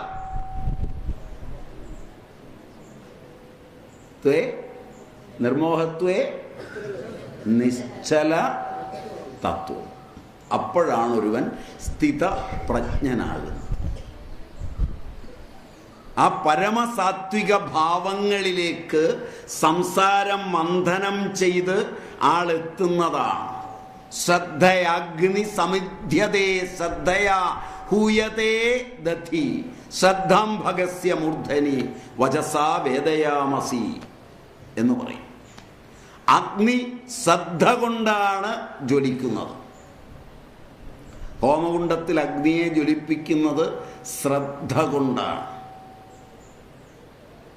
ശാസ്ത്രം പറയുന്നത് ഒരു ഹോമകുണ്ഡം ഉണ്ടാക്കി ശ്രദ്ധയില്ല, രാവിലെ ചടങ്ങിന് ഇത് ചെയ്യുകയാണെങ്കിൽ അവൻ തീ കായുകയാണെന്നാണ് പറഞ്ഞത്. മനസ്സിലായില്ല? തീ കായാൻ ഇത്രയും കുണ്ടൊന്നും ഉണ്ടാക്കേണ്ട കാര്യമില്ല. മറിച്ച് ശ്രദ്ധയുള്ളവനാണ് ചെയ്യുന്നതെങ്കിൽ. അതാണ് ഈ യാഗത്തിലൊക്കെ മഴയും ഒക്കെ പെയ്യുന്നത്. കാരണം ശ്രദ്ധ വരുമ്പോൾ അഗ്നിയിൽ നിന്നാണ് ജലത്തിൻ്റെ ദേവതകൾ ഉൽപ്പന്നമാകുന്നത്. ആ ദേവതകൾ വരുന്നത് അതുകൊണ്ടാണ്. ശ്രദ്ധ ഉണ്ടാകണം, അത്യന്ത ശ്രദ്ധ വേണം. ഇന്നിപ്പോൾ ഇതെല്ലാം വലിയ വ്യാവസായിക താല്പര്യത്തിലാണ്. ഒരിടത്ത് മുറുക്കിൻ്റെ കച്ചവടം, മറുവശത്ത് സാരിയുടെ കച്ചവടം, അപ്പുറത്ത് ഫോട്ടോ എടുക്കൽ, ഇപ്പുറത്ത് വേറൊന്ന് ഒക്കെ ആയിട്ടുള്ള വലിയൊരു വ്യാവസായിക എന്താ പറയുന്നത് കേരള ഫെസ്റ്റ്. അതിൻ്റെ നടുക്കൊരു ഹോമകുണ്ടമായിട്ടിരുന്ന് 4 നമ്പൂരാർ പതുക്കെ വല്ലതൊക്കെ ഇങ്ങനെ അർപ്പിച്ചുകൊണ്ടിരിക്കുക. അർപ്പിക്കുന്നതിനിടെ മൈക്കിലൂടെ അവർ പറയുക, ചെവി പൊത്തിക്കോണം, വേദം കേൾക്കരുത്. കാരണം അവർക്കറിയാം ഈ വന്നിരിക്കുന്നവനല്ലേ, ഈ കച്ചവടത്തിന് വന്നിരിക്കുന്നതാണ്, ഇവൻ വേദം കേട്ട് കഴിഞ്ഞാൽ ആ ദേവത ഇവൻ്റെ എല്ലാ താല്പര്യങ്ങളെയും ഹനിച്ചു കളയുമെന്നറിയാം. ഉയ്യ മുരുക്കി ഒഴിക്കണമെന്ന് പറയുന്നതിന് പകരം ഇങ്ങനെ പറയുന്നു കൂട്ടിയാൽ മതി. മറിച്ച് ശ്രദ്ധയാ വേണം ഇത് ചെയ്യാൻ. അഗ്നി ശ്രദ്ധ കൊണ്ടാണ് ജ്വലിക്കുന്നത്. ആ ജ്വലിക്കുന്ന അഗ്നി, അതുകൊണ്ട് രത്നങ്ങൾ രതിയെ തരുന്നതാണ് ഈ പറഞ്ഞതെല്ലാം. ശ്രദ്ധയെ ധർമ്മമസ്തകം എന്ന് പറയും. അപവർഗങ്ങളിലുള്ള രമിക്കൽ, അതിൽ ആനന്ദമുണ്ടാവും. സത്സംഗം കൊണ്ട് പ്രാകൃത ഗുണങ്ങളിൽ നിന്ന് മുക്തനാവും. വൈരാഗ്യം കൊണ്ട് ജ്ഞാനമാർജിക്കും. അപ്പോൾ ശ്രദ്ധ, രതി, ഭക്തി ഇവ മൂന്നും സത്സംഗം കൊണ്ടാണ് ഉണ്ടാകുന്നത്. അപ്പൊ ഹവിർധാനി, ശ്രീ, വാരുണി, അപ്സര, എത്ര എണ്ണായി? നിങ്ങൾക്ക് എണ്ണാനും അറിയില്ലേ? എത്ര എണ്ണായി? ഒന്നുകൂടെ നോക്കാം. ഹവിർധാനി കാമധേനു, 2 ശ്രീ ലക്ഷ്മി, 3 വാരുണി, 4 അപ്സരസ്, 5 ഐരാവതം. അപ്പോൾ എത്ര എണ്ണായി?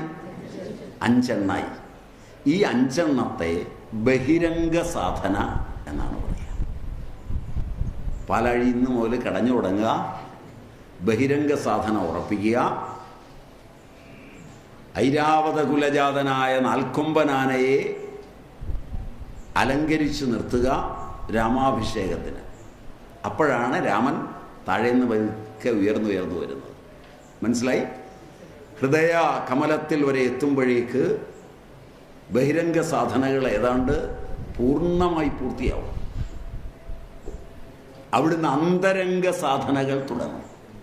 പഞ്ചൈതേ ദേവതരവോ മന്ദാര പാരിജാതക സന്താന കൽപ്പവൃക്ഷശ്ച പുംസിവാ ഹരിചന്ദനം എന്ന് 5 തരം വൃക്ഷങ്ങളുണ്ട്.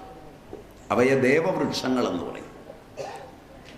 ദേവദാരു, മന്ദാരം, പാരിജാതം, സന്താനകരണി, കൽപ്പവൃക്ഷം, ഹരിചന്ദനം. ഇവ സന്താനകരണി, കൽപ്പവൃക്ഷം എന്ന് പറയുന്നത് ഒന്ന് തന്നെയാണ്. സന്താനകാരിണിയായിരിക്കുന്ന കൽപ്പവൃക്ഷം അത് ഒന്ന് തന്നെയാണ്. അങ്ങനെ 5 തരം വൃക്ഷങ്ങളാണ് പ്രസിദ്ധങ്ങളായുള്ളത്. അതിപ്രസിദ്ധങ്ങളായ 5 തരം വൃക്ഷങ്ങളുണ്ട്. ആ 5 വൃക്ഷങ്ങളിൽ ഒരെണ്ണം മാത്രമാണ് സമുദ്രമന്ഥനത്തിൽ നിന്ന്. സമുദ്രമന്ഥനത്തിൽ നിന്നുണ്ടായതാണ് പാരിജാതം. പാരിജാതം അതുതന്നെയാണ്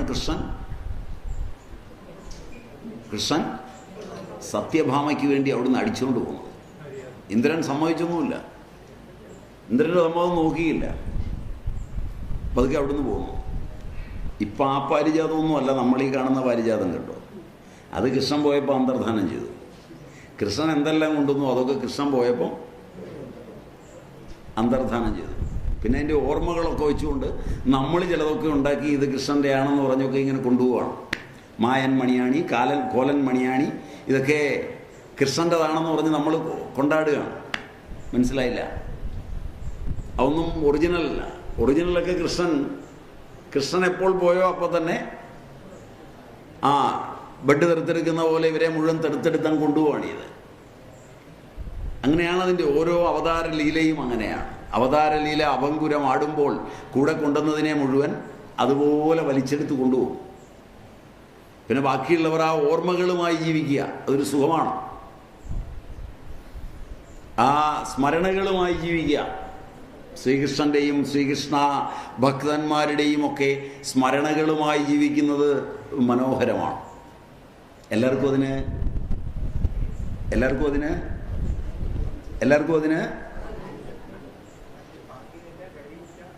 ഭാഗ്യമില്ല, കഴിവില്ല, അനുഗ്രഹമില്ല. മനസ്സിലായില്ല? അതുകൊണ്ട് ഇത് ചിലർക്കുള്ളതാണ്.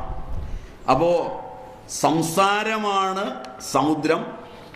ആ സംസാര സമുദ്രത്തെ കടയുമ്പോൾ അപാര സംസാര സമുദ്രമധ്യേ സമ്മജ്ജതേ മേ ശരണം കിമസ്തി. ഗുരോ കൃപാലോ കൃപയാവതൈത വിശ്വേശ പാദാംബുജ ദീർഘ നൗക എന്നാണ് ആചാര്യൻ പറയുന്നത്. അതിൽ പാരിജാതം എന്ന് പറയുന്നത് ഇഷ്ടവരണം. ഇത്രയും അവിടെ മുതലാണ് അന്തരംഗ സാധന തുടങ്ങുന്നത്. ഇനിയും ചന്ദ്രനാണ് രത്നം. ചന്ദ്രൻ ആഹ്ലാദം, ശീതളത, പ്രകാശത എല്ലാം. പൈരാവതം സത്സംഗം, പാരിജാതം സാധനാ സമ്പത്ത്, സദ്ഗുരുലാഭം. ചന്ദ്രശബ്ദം കൊണ്ട് സദ്ഗുരുവിനെ ലഭിക്കുക. ആധ്യാത്മിക സാധനാലോകത്ത് സഞ്ചരിക്കുമ്പോൾ അപൂർവ ഭാഗ്യം കൊണ്ടാണ് അനുഭൂതി സമ്പന്നനായ ഒരു ഗുരുവിനെ ലഭിക്കുന്നത്. കാര്യഗുരുക്കന്മാരുടെയും കാരണഗുരുക്കന്മാരുടെയും പ്രപഞ്ചത്തിൽ തന്നെ ആത്മാനുഭൂതിയുടെ ലോകങ്ങളിലേക്ക് കൈപിടിച്ചെത്തിച്ച് അനുഭവിപ്പിച്ച് തരാൻ പറ്റുന്ന ഗുരുക്കന്മാർ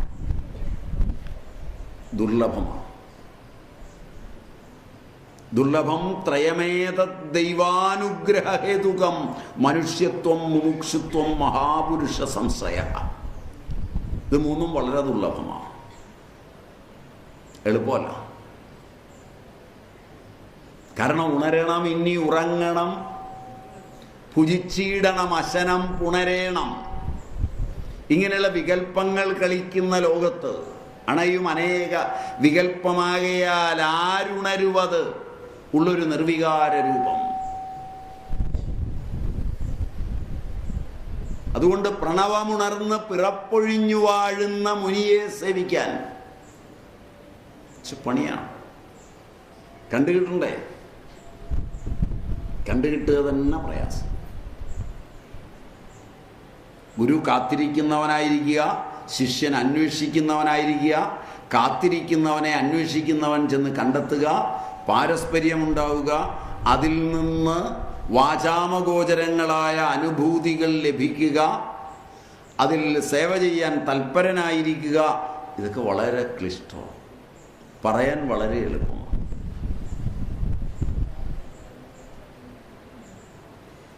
വസന്തം പോലെ ലോകഹിതത്തിന് സഞ്ചരിക്കുന്നവനും കെട്ടണഞ്ഞിടത്ത് ചാരം ചൂടിക്കിടക്കുന്ന അഗ്നി പോലെ ജ്വലിക്കുന്നവനും ഒക്കെ ആയിട്ടുള്ള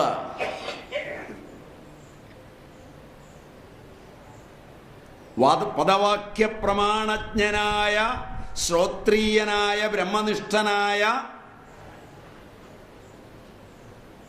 ഗുരുവിനെ ലഭിക്കുക മഹാഭാഗ്യം കൊണ്ടാണ് സംഭവിക്കുന്നത്. ആ ഗുരുലാഭമാണ് ഇവിടെ ചന്ദ്രൻ. ഗുരുലാഭം ഉണ്ടാവുമ്പോൾ ആഹ്ലാദം ഉണ്ടാവും. ഗുരുവിൻ്റെ സാമീപ്യം വരുമ്പോൾ തന്നെ വാസനകൾ മറക്കുന്നുണ്ടോ എന്ന് നോക്കണം. ഗുരുവിൻ്റെ അടുക്കിലേക്ക് ചെല്ലുമ്പോൾ നിഷ്കളങ്കത വരുന്നുണ്ടോ എന്ന് നോക്കണം. ഞങ്ങളെയൊക്കെ സമീപിക്കുമ്പോൾ നിഷ്കളങ്കതയൊന്നും വരില്ല. വല്ല ലൗകിക വിഷയങ്ങളോ രാഷ്ട്രീയമോ പരദൂഷണോ കുശുമ്പോ മറ്റു സ്വാമിമാരുടെ കുറവുകളോ ഒക്കെ പറയണമെന്നുള്ള തോന്നൽ നിങ്ങൾക്ക് ഉണ്ടാവുകയും അതൊക്കെ ഞങ്ങൾ ആവോളം ഭുജിക്കുകയും ഞങ്ങളത് ആസ്വദിക്കുകയും ഭക്ത നീയാണ് ശരിക്കെൻ്റെ ശിഷ്യൻ എന്ന് പറയുകയും അനുഗ്രഹിക്കുകയും അതുമൊക്കെ ആയിട്ട് നീങ്ങുകയൊക്കെ ചെയ്യാനേ പറ്റുള്ളൂ. പറഞ്ഞാൽ മനസ്സിലായോ എന്നറിയില്ല. അത് കഴിഞ്ഞ് കുറച്ച് കഴിയുമ്പോൾ നിങ്ങൾ പറയും ഇയാളും ഞങ്ങളുമായിട്ട് എന്താ വ്യത്യാസം? ഇയാൾ കട്ടൻ കാപ്പി കുടിക്കുന്നു, ഞങ്ങളും കട്ടൻ കാപ്പി കുടിക്കുന്നു. ഇയാൾ ചായ കുടിക്കുന്നു, ഞങ്ങളും ചായ കുടിക്കുന്നു. ഇയാൾ പരദൂഷണം പറയുന്നു, ഞങ്ങളും പരദൂഷണം പറയുന്നു. എന്ത് വ്യത്യാസം? പറഞ്ഞാൽ മനസ്സിലായില്ല. യാതൊരുവൻ്റെ സാമീപ്യത്തിലേക്ക് നടന്നെടുക്കുമ്പോൾ ഉള്ളിലുള്ള കാകോളം മുഴുവൻ നഷ്ടപ്പെടുന്നു. യാതൊരുവൻ്റെ സാമീപ്യവും യാതൊരുവൻ്റെ വാക്കുകളും മനസ്സിലെ കാകോളത്തെ കവർന്നെടുക്കുന്നു. യാതൊരുവനെ കണ്ടിട്ടു പോകുമ്പോൾ ഇതുവരെ സമ്പാദിച്ചു കൂട്ടിയ വാസനാ വൈകല്യങ്ങളുടെ ലോകങ്ങളിൽ നിന്ന് വാസനകൾ പറപറക്കുന്നു.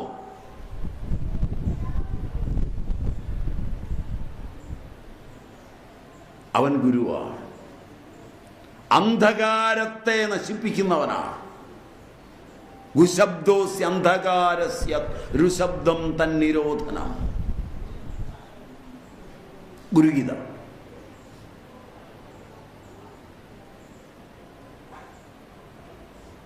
അത് മഹാഭാഗ്യമാണ്. അതിനെയാണ് ഇവിടെ ചന്ദ്രൻ എന്ന് പറഞ്ഞിരിക്കുന്നത്. അയം സ്വഭാവസ്വതേവയത്പര സമാപനോദ പ്രവണം മഹാത്മനം സുധാം സുരേഷ സ്വയമർക്ക കർക്കശ പ്രഭാവിതപ്താം അവതീക്ഷിതം കില. മറ്റുള്ളവരുടെ ക്ലേശം ശമിപ്പിക്കുന്ന മഹാത്മാക്കളാകുന്ന ഗുരുക്കന്മാർ. ജപിക്കാനിരിക്കുമ്പോൾ, തപസ് ചെയ്യാനിരിക്കുമ്പോൾ എന്തിലും ആദ്യം ഗുരുസ്മരണം വേണം. ഗുരു ഉണ്ടോ നിങ്ങൾക്ക്? ഗുരുവിനെ സ്മരിച്ചിട്ട് എന്തും ചെയ്യാം. ആജ്ഞാചക്രാന്തരാളസ്ഥയായ ദേവിയുമായി ഗുരു രമിച്ചു നിൽക്കുന്ന, ഗുരുഗൗരവം വിടാത്ത ശിഷ്യന് എന്തും കരതലാമലകം പോലെയാണ്.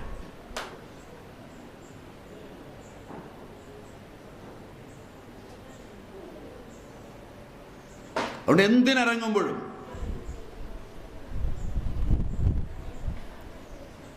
അവിടുത്തെ പാദാംബുജ രജ കൊണ്ട്, അങ്ങയുടെ പാദാംബുജത്തിൽ പറ്റിയിരിക്കുന്ന പൊടി,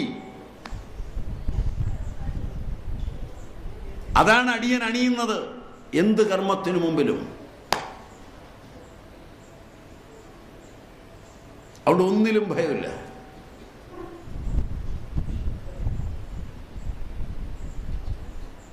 പാരമ്പര്യവിദ്യയുടെ അസുലഭ ശോഭയതാണ്.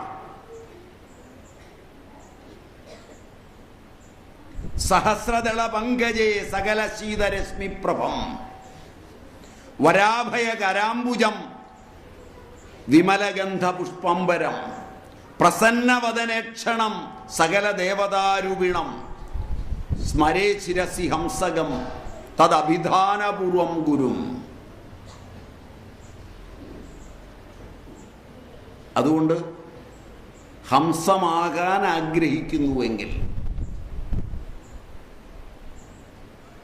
ബഹവും ഹംസവും തമ്മിൽ ഒരുപാട് വ്യത്യാസമുണ്ട്. നീരക്ഷീര വിവേകമുള്ളതാണ് ഹംസം. ഹംസമാകണമെങ്കിൽ പരമഹംസനായ ഗുരുവിനെ ശരണം പ്രാപിക്കുക തന്നെ വേണം. സംസാരം മകരാലയം, അതിനെ നല്ലപോലെ മന്ഥനം ചെയ്യുമ്പോൾ ഷഡ്ചക്രോപരി സഹസ്രാരം സഹസ്ര കമലങ്ങൾ, 1000 താമരപ്പൂക്കൾ വിരിഞ്ഞു നിൽക്കുന്നത് കൊണ്ട് മഹാപത്മാടവി എന്ന് പറയും. അങ്ങനൊരു പദം ഉണ്ടെന്ന് തോന്നുന്നു, നിങ്ങൾ ചൊല്ലാറുണ്ടെന്ന് തോന്നുന്നു. മഹാപത്മാടവി സംസ്ഥ അര, അവിടെയാണ് അവൾ സ്ഥിതമായിരിക്കുന്നത്. ആ ദേവിയിലേക്ക് നമ്മെ കൂട്ടിക്കൊണ്ടുപോകുന്നത് ഗുരുവാണ്. സകല ശീതരശ്മിപ്രഭം. ശീതം, അത്യന്തം തണുപ്പാണ്. ഗുരുവിൻ്റെ സാമീപ്യം കിട്ടിയാൽ പിന്നെ എല്ലാ ചൂടും പോവും. ആ ശീതള ഛായയിലെല്ലാം ലഭിക്കും. ഒരാൾ ഗുരു ഉള്ളവനാണോ എന്നറിയുന്നത് അയാളുടെ സമചിത്തത നോക്കിയിട്ടാണ്. ലൗകിക വിഷയങ്ങളിൽ ഏത് സംഭവിക്കുമ്പോഴും അതിൽ സാരമില്ല, ഇതിൽ സാരമുണ്ട് എന്ന് തിരിച്ചറിയുന്നവനാണ് ഗുരു ഉള്ളവൻ.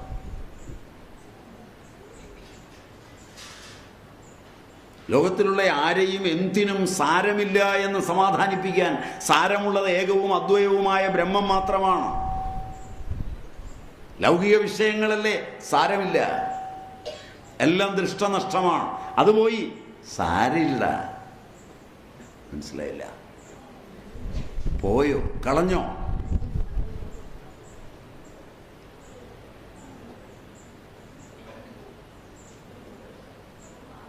അദ്വൈത വിദ്യ പഠിപ്പിച്ച ഗുരുവിൻ്റെ അടുക്കൽ നിന്ന് പഠിച്ചിറങ്ങുമ്പോഴാണ് ഒരു കാര്യം അറിയുന്നത്: ദൃഷ്ടനഷ്ടമായ ജഗത്തിൽ എന്ത് നഷ്ടമായാലും സാരമില്ല, ഒക്കെ നഷ്ടപ്പെടാനുള്ളതാണ്.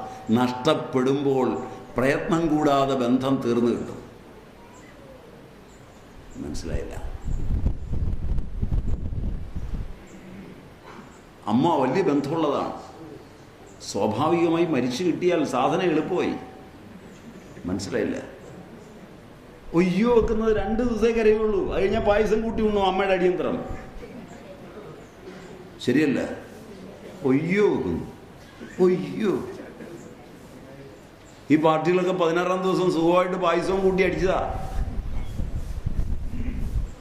എന്നിട്ട് അവിടെ ഒരു ഫോട്ടോയും എടുത്തു വെച്ചു. ഇത്രയേ ഉള്ളൂ അമ്മയുമായിട്ടുള്ള ബന്ധം. ശരിയല്ല?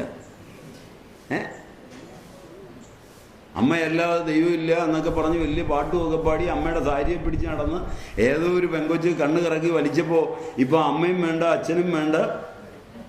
ശരിയല്ലേ? അന്നേരമായി വല്യമ്മമാർക്കൊക്കെ ഭക്തി തുടങ്ങിയത്.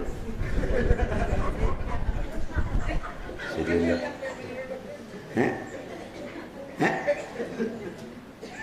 ഞാൻ നുണ പറഞ്ഞതാണ്. സ്വസ്ഥത കിട്ടാനാ പതുക്കെ. അവിടെ ഇരുന്നാൽ ഒരു രക്ഷയില്ലാഞ്ഞിട്ടാ പതുക്കെ ഒരു കാര്യം ചെയ്യുക. കാരണം ഭാഗവതം ആയിക്കോട്ടെ, രാമായണം ആയിക്കോട്ടെ, ആശ്രമം ആയിക്കോട്ടെ, ശരി, നാട്ടുകാർക്കും അതാണ് സുഖം. വേണം ഒച്ചയും ബഹളമൊന്നുമില്ല. നമ്മളെ കൊണ്ടൊരു ശല്യമില്ല. അവളായി അവളുടെ പാടായി, അവനായി അവൻ്റെ പാടായി, ദുരിതമായി. പിന്നെ ഒരു കാര്യം ഉണ്ട്, ഇറങ്ങിപ്പോരുമ്പോൾ ആ ഭക്തിയോടുകൂടി പറയും ഇതൊക്കെ അനുഭവിക്കാതെ പോകില്ല അല്ലേ? അപ്പം അതുകൊണ്ട് നല്ല ഗുരു ഉണ്ടെങ്കിൽ ഒരു ശീതളിമയുണ്ട്. ആ ശീതളഛായയിൽ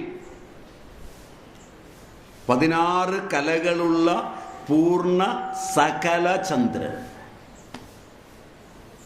അതാണ് ഗുരു. ആ ഗുരുവിനെ ലഭിക്കുമ്പോൾ അതില് പൂർണ്ണനായ ഗുരു സ്വരൂപധ്യാനത്തെ, കാരണം ശാസ്ത്രം സാഗരമാണ്, അതിൽ ലവണമുണ്ട്. അതേ ജലം മേഘമായി പെയ്തിറങ്ങുമ്പോൾ അതിന് മധുരമുണ്ട്. മനസ്സിലായില്ല? നമ്മൾ പോയി നേരെ നിന്ന് ശാസ്ത്ര പുസ്തകം എടുത്ത് വായിച്ച് പഠിക്കാമെന്ന് വിചാരിച്ച് പഠിക്കാൻ തുടങ്ങിയാൽ അതിലെ ഉപ്പ് മുഴുവൻ കുടിക്കും. മനസ്സിലായില്ല? ഗുരു അതിനെ മന്ഥനം ചെയ്യുന്ന സമയത്ത് അത് നീരാവിയായി മുകളിലെത്തി പെയ്തിറങ്ങുമ്പോൾ മധുരമുള്ള ജലം കിട്ടും, മഴവെള്ളം, ശുദ്ധമായ അമൃത്. അതാണ് ഗുരു ഇതിനെ മാറ്റിമറിക്കുന്നത്. അതുകൊണ്ട് നമ്മൾ പോയിരുന്ന് വായിച്ചു കഴിഞ്ഞാൽ പതുക്കെ ഭാഗവതമൊക്കെ എടുത്ത് വായിക്കുമ്പോൾ ഒരു സിനിമ കാണുന്ന പ്രതീതിയൊക്കെ ഉണ്ടാവും. അത് ബ്രഹ്മസൂത്രാദികളും അതിൻ്റെ ഭാഷ്യവും ഒക്കെ പഠിച്ചവൻ വായിക്കുമ്പോൾ അതിൽ നിന്ന് ആ ഉപ്പൊക്കെ അങ്ങ് മാറിയിട്ട് നല്ല ശുദ്ധമായ അമൃതം ലഭിക്കും. ഇതാണ് അതിൻ്റെ വ്യതിയാനം. അതിന് ഗുരുലാഭമുണ്ടാണ്. അപാരമായ വേദസാഗരം ഗുരുരൂപീ മേഘം കൊണ്ട് മധുരോദാരമാവും. സംസാര സമുദ്രം മന്ഥനം ചെയ്താൽ മാത്രമേ ഗുരുരൂപിയായ ചന്ദ്രനെ ലഭിക്കൂ. അത് മഥനം ചെയ്ത് ഗുരുരൂപിയായ ചന്ദ്രനെ ഊർധ്വം ഗമയത്, ഊർധ്വഗാമി, ഉച്ചൈസ്രവസ്, ശ്രോതവ്യം. അപ്പോഴാണ് വേദം പഠിക്കാൻ ശ്രോത്രീയനായ ഗുരുവിൻ്റെ സവിധത്തിലിരുന്ന് ശ്രുതി പാരകനായിത്തീരാൻ ഗുരു ശ്രോത്രീയനാവണം. ശ്രുതി നിർദോഷമാണ്. പഠിക്കാൻ വരുന്ന ശിഷ്യൻ പാപമുള്ളവനായാൽ മീമാംസാവിരുദ്ധമായ അർത്ഥം മനസ്സിലാക്കി അനർത്ഥങ്ങളിൽ ചാടും. അതാണ് വിരോചനന് പറ്റിയത്. ആസുരി സമ്പത്തുള്ളവൻ, പാപമംഗിലമായ മനസ്സുള്ളവൻ ശാസ്ത്രം പഠിക്കാൻ പോകും. ഈ കാലഘട്ടത്തിൻ്റെ കുഴപ്പം അതാണ്. അനുഷ്ഠാനം കൊണ്ട്, സന്ധ്യാവന്ദനാദികൾ കൊണ്ട്, അതൊക്കെ എന്തിനാ? വേദാന്തത്തിൻ്റെ അങ്ങേത്തല ആദ്യം അങ്ങ് പഠിക്കും. മനസ്സിലായില്ല? എന്നിട്ട് പാപമംഗിലമായ മനസ്സോടുകൂടി ഇതൊക്കെ അങ്ങ് പഠിച്ചു. എന്നിട്ട് കാണുന്നതിനോടൊക്കെ കയറി തർക്കിക്കും. തർക്കാത് അപ്രതിഷ്ഠാനാത് എന്ന സത്യം മനസ്സിലാക്കില്ല.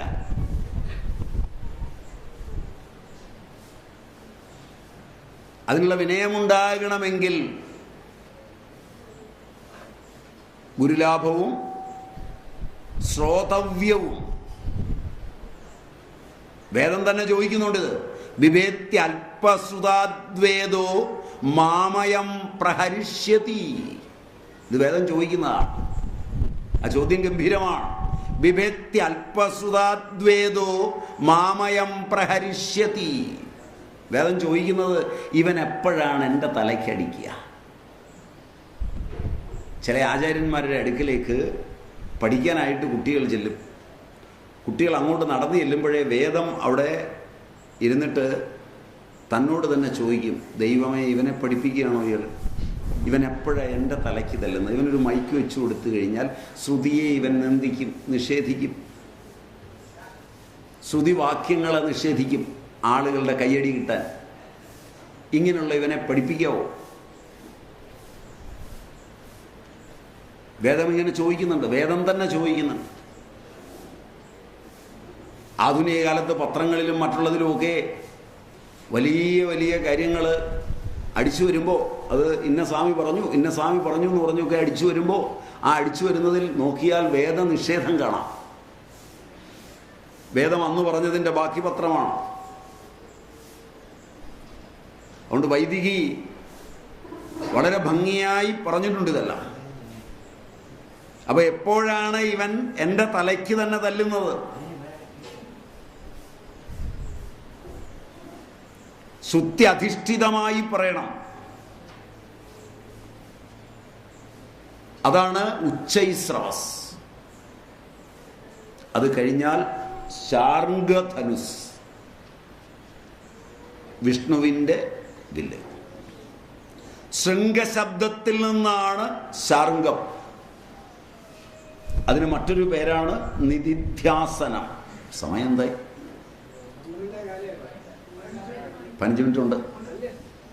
തീരുവോന്നറിയില്ല, നമുക്ക് നോക്കാം.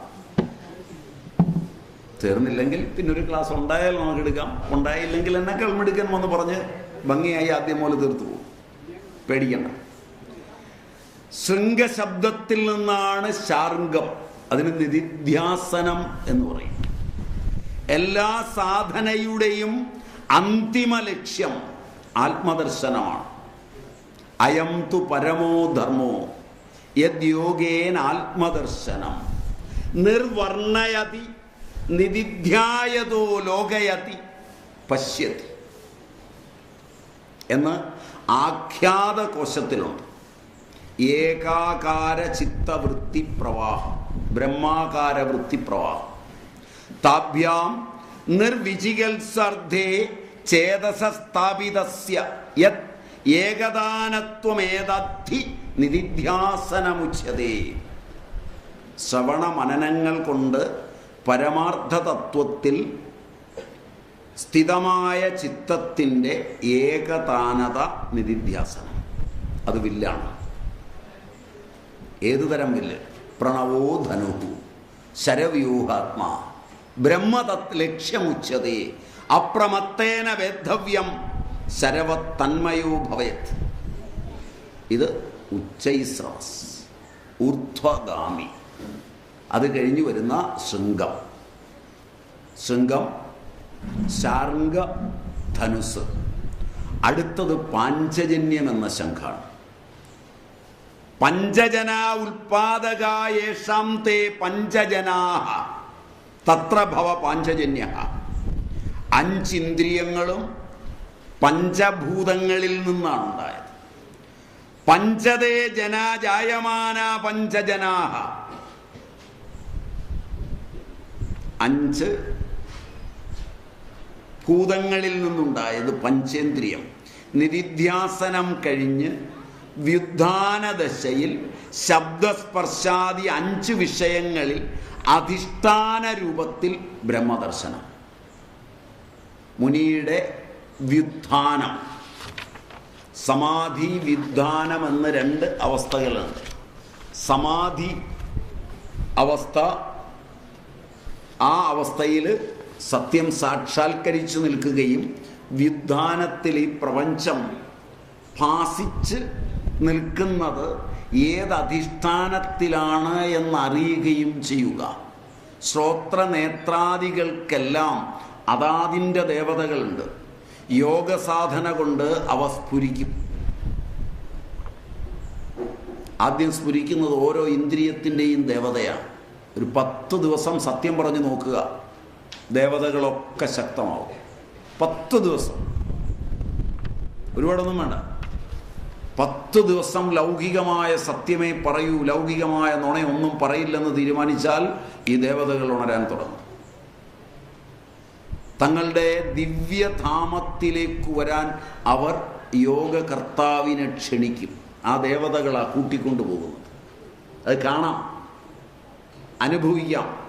ആ ദേവതകൾ കൂട്ടിക്കൊണ്ടുപോകും കൈപിടിച്ച്, ഏഹി ഏഹി വത്സ എന്ന് പറഞ്ഞ്. അപ്പോൾ 2 കാര്യങ്ങളുണ്ടാവും.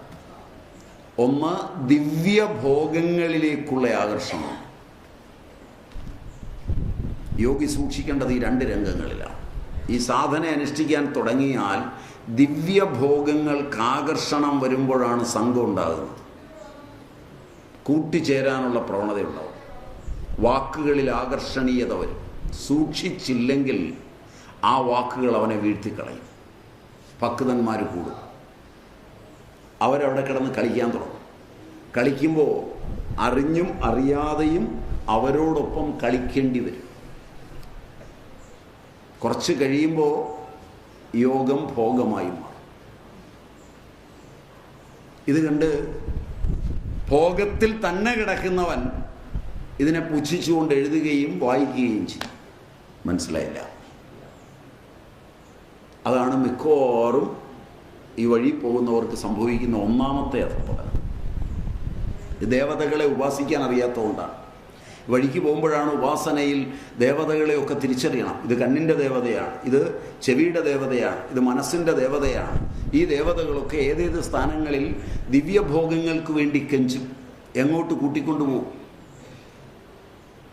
മിക്കവാറും എല്ലാ മനുഷ്യനും പറ്റുന്നത് ഈ വഴിയിൽ സഞ്ചരിക്കാൻ തുടങ്ങുമ്പോൾ പറ്റുന്നതാണ്. അതാണ് ഒന്നാമത്തത്. രണ്ടാമത്, ദേവതകൾ ഇവനെ അനുസരിക്കുന്നു എന്നിവൻ തിരിച്ചറിയും. എന്ന് പറഞ്ഞാൽ ഒരിടത്തിരുന്നു കൊണ്ട് മറ്റൊരിടത്ത് സംഭവിക്കുന്നത് അവന് പറയാൻ കഴിയും. ദേവതകളെ തൻ്റെ അനുസരണയിൽ വരുത്തിയിരിക്കുന്നു എന്നവൻ അറിയുമ്പോൾ അഹങ്കാരമുണ്ടാവും. അതാണ് കൗശികനും മറ്റും പറ്റിയത്. തപസ്സൊക്കെ കഴിഞ്ഞ് ബ്രഹ്മചാരിയായി ഒന്നോ പക്ഷി കരിഞ്ഞു പോയത് അതുകൊണ്ടാണ്. അപ്പോൾ അങ്ങനെ വന്നാൽ അഹങ്കാരം കൊണ്ട് യോഗി വീഴും. ഇപ്പൊ പൂർണ്ണ വൈരാഗ്യം വന്നില്ലെങ്കിൽ ഭോഗാസക്തനാവും, അല്ലെങ്കിൽ മഹാഗർവിതനാവും. രണ്ടും ഭോഗം. ഇത് വരാതിരിക്കണം. അതാണ് ശംഖ്. ശം കല്യാണമയാനി ഘാനി ഇന്ദ്രിയാണി യസ്യ ഏനവ പാഞ്ചജന്യമെന്ന ശംഖ്. ഖം ആകാശം, ആകാശം സുഷ്ടുവായിരിക്കണം. ഖം ബ്രഹ്മ, ഇതുകൊണ്ട് നിധിധ്യാസനമാണ് ജ്ഞാനം. കൗസ്തുഭം, വിഷ്ണുവാണ് സ്വീകരിച്ച ശീതളം, സമുദ്രത്തിൽ നിന്ന് വന്നതുകൊണ്ട് തണുപ്പുള്ളത്. മുക്താവിദ്രുമ വജ്ര ഇന്ദ്രവൈഡൂര്യ സ്ഫടികാദയ ചക്ഷുഷ്യമണയ ഗീത ലേഖന വിഷസൂദനാ പവിത്രാധാരണായാം ച പാപാലക്ഷ്മി മലാപഹ എന്ന് സുശ്രുതൻ രത്നങ്ങളെ പറ്റി പറയുന്ന ഭാഗമുണ്ട്. അപ്പോ കും പൃഥ്വീം സ്തുഭ്നാതി വ്യാപ്നോതി ഇതി കുസ്തുബ്സഹ ഏവ കൗസ്തുഭഃ എന്ന് വിഗ്രഹം. കുൻ സ്തുഭ്നാതി സ്തോഭയതി വാ കുസ്തുഭഃ സ ഏവ കൗസ്തുഭഃ. സ്തോഭം വാക്യപൂരണത്തിനുള്ള നിരർത്ഥക ശബ്ദം.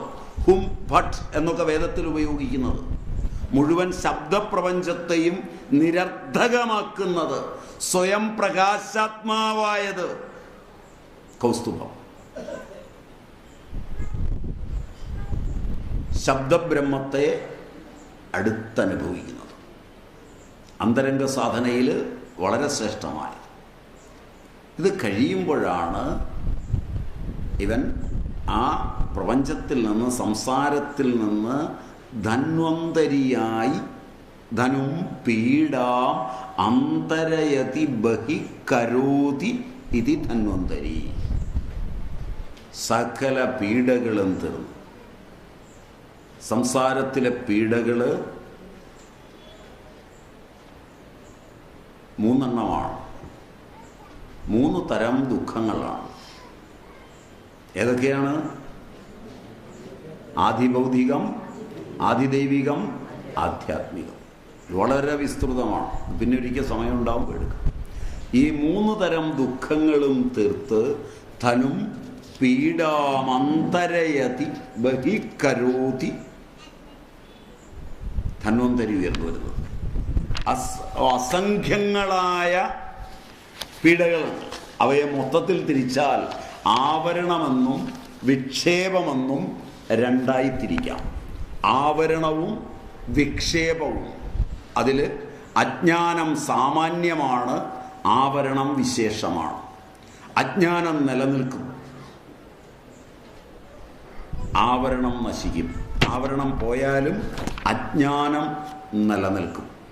ജ്ഞാനം കൊണ്ട് ആവരണം മാറും, അജ്ഞാനം നിലനിൽക്കുക തന്നെ ചെയ്യും. അസത്വാപാദകം, അഭാനാപാദകം എന്ന് 2 തരം ആവരണങ്ങളുണ്ട്. ബ്രഹ്മമില്ല, അത് അസത്വാപാദകമായ ആവരണം കൊണ്ട് തോന്നുന്നതാണ്. ബ്രഹ്മം ഭാസിക്കുന്നില്ല, അറിയപ്പെടുന്നില്ല, അത് അഭാനാപാദക ആവരണം കൊണ്ട് സംഭവിക്കുന്നതാണ്. അപ്പോൾ ഭഗവത് വിഷയകമായ ചിത്തവൃത്തി സമ്പാദനം, ഭഗവത് സമ്മുഖതയും ഭഗവത് ചിത്തവൃത്തിരാഹിത്യവും ഭഗവത് വിമുഖതയും. അപ്പോൾ ധന്വന്തരി ശബ്ദം ശോകനിവൃത്തി. അമൃത് ധന്വന്തരിയുടെ ശിരസാദ്യം, അതിൽ നിന്ന് ആയുർവേദം, അത് കഴിഞ്ഞ് കയ്യിൽ നിരങ്കുശ തൃപ്തിയാകുന്ന അമൃത്. തഥാ കരതലീകൃത്യ വ്യാപി ഹാലാഹലം വിഷം അഭക്ഷയൻ മഹാദേവ കൃപയാ ഭൂതഭാന. അത് കഴിഞ്ഞാണ് ഹാലാഹലം വരുന്നത്. അതാണ് ശിവൻ കുടിച്ചത്. എങ്ങനെ കുടിച്ചു എന്ന് പല അതുകൊണ്ട് ശംഖിലെടുത്ത് കുടിച്ചു, അങ്ങനെ പല കണക്കുകളുണ്ട്. കയ്യിൽ കുടിച്ചു എന്നാണ് സ്വീകരിക്കുന്നത്. ശൈവാഗമങ്ങൾ സ്വീകരിക്കുന്ന അദ്ദേഹം കൈക്കുമ്പിളിലേക്ക് വിഷം കയ്യിലെടുത്ത് വലിച്ചു കുടിച്ചു എന്നാണ്. വിഷം, അതും രത്നമാണ്. കുടിച്ചിട്ടത് കുടഞ്ഞു. കൈ തൂക്കാൻ തൂവാലയൊന്നും കിട്ടിയില്ല. അപ്പോൾ എന്ത് ചെയ്തു? കൈ കുടഞ്ഞു. കുടഞ്ഞപ്പോൾ വീണത് ചില മരങ്ങളൊക്കെ വലിച്ചെടുത്തു. അതാണ് വിഷമുള്ള മരങ്ങൾ. മനസ്സിലായില്ല? അതിൽ കുറച്ച് പാമ്പുകൾ നക്കിയെടുത്തു. അതാണ് പാമ്പിൻ്റെയും തേളിൻ്റെയും ഒക്കെ വിഷം. അതിൽ നിന്ന് കുറച്ചൊക്കെ മനുഷ്യനെടുത്തു. അതുകൊണ്ടാണ് സർവാംഗം വിഷം. ഇങ്ങനെയാണ് ഐതിഹ്യകാരൻ പറയുന്നത്. യോഗ്യമായ സ്ഥലത്ത് വിഷം, രത്നം, ബ്രഹ്മാകാര വൃത്തിപ്രവാഹം. വിഷമായതുകൊണ്ട് രാഗമില്ല. ഇന്ധനം കത്തിത്തീരുമ്പോൾ ഇന്ധനവും ഒപ്പം അഗ്നിയും,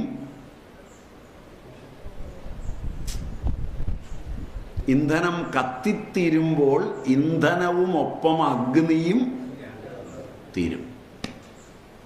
അതുപോലെ ഭൗതികാസ്തിത്വത്തിൻ്റെ എല്ലാം തീർന്ന് പൂർണ്ണാനന്ദരൂപമായ സച്ചിദാനന്ദമായ അഖണ്ഡാകാര വൃത്തി രൂപത്തിലുള്ള ഹാലാഹലം, അത്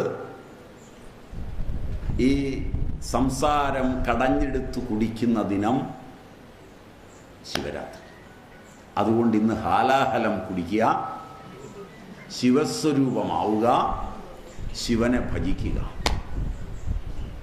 ധ്യായേ നിത്യം മഹേശം രജതഗിരിനിഭം ചാരുചന്ദ്രാവതംസം രത്നാകൽപ്പോജ്വലംഗം പരശുമൃഗവരാഭീതിഹസ്തം പ്രസന്നം പത്മാസീനം സമന്തസ്തുതമരഗണൈവ്യഘ്രകൃത്തിം വസാനം വിശ്വദ്യം വിശ്വവന്ദ്യം നിഖില ഭവഹരം പഞ്ചവക്ത്രം ത്രിനേത്രം.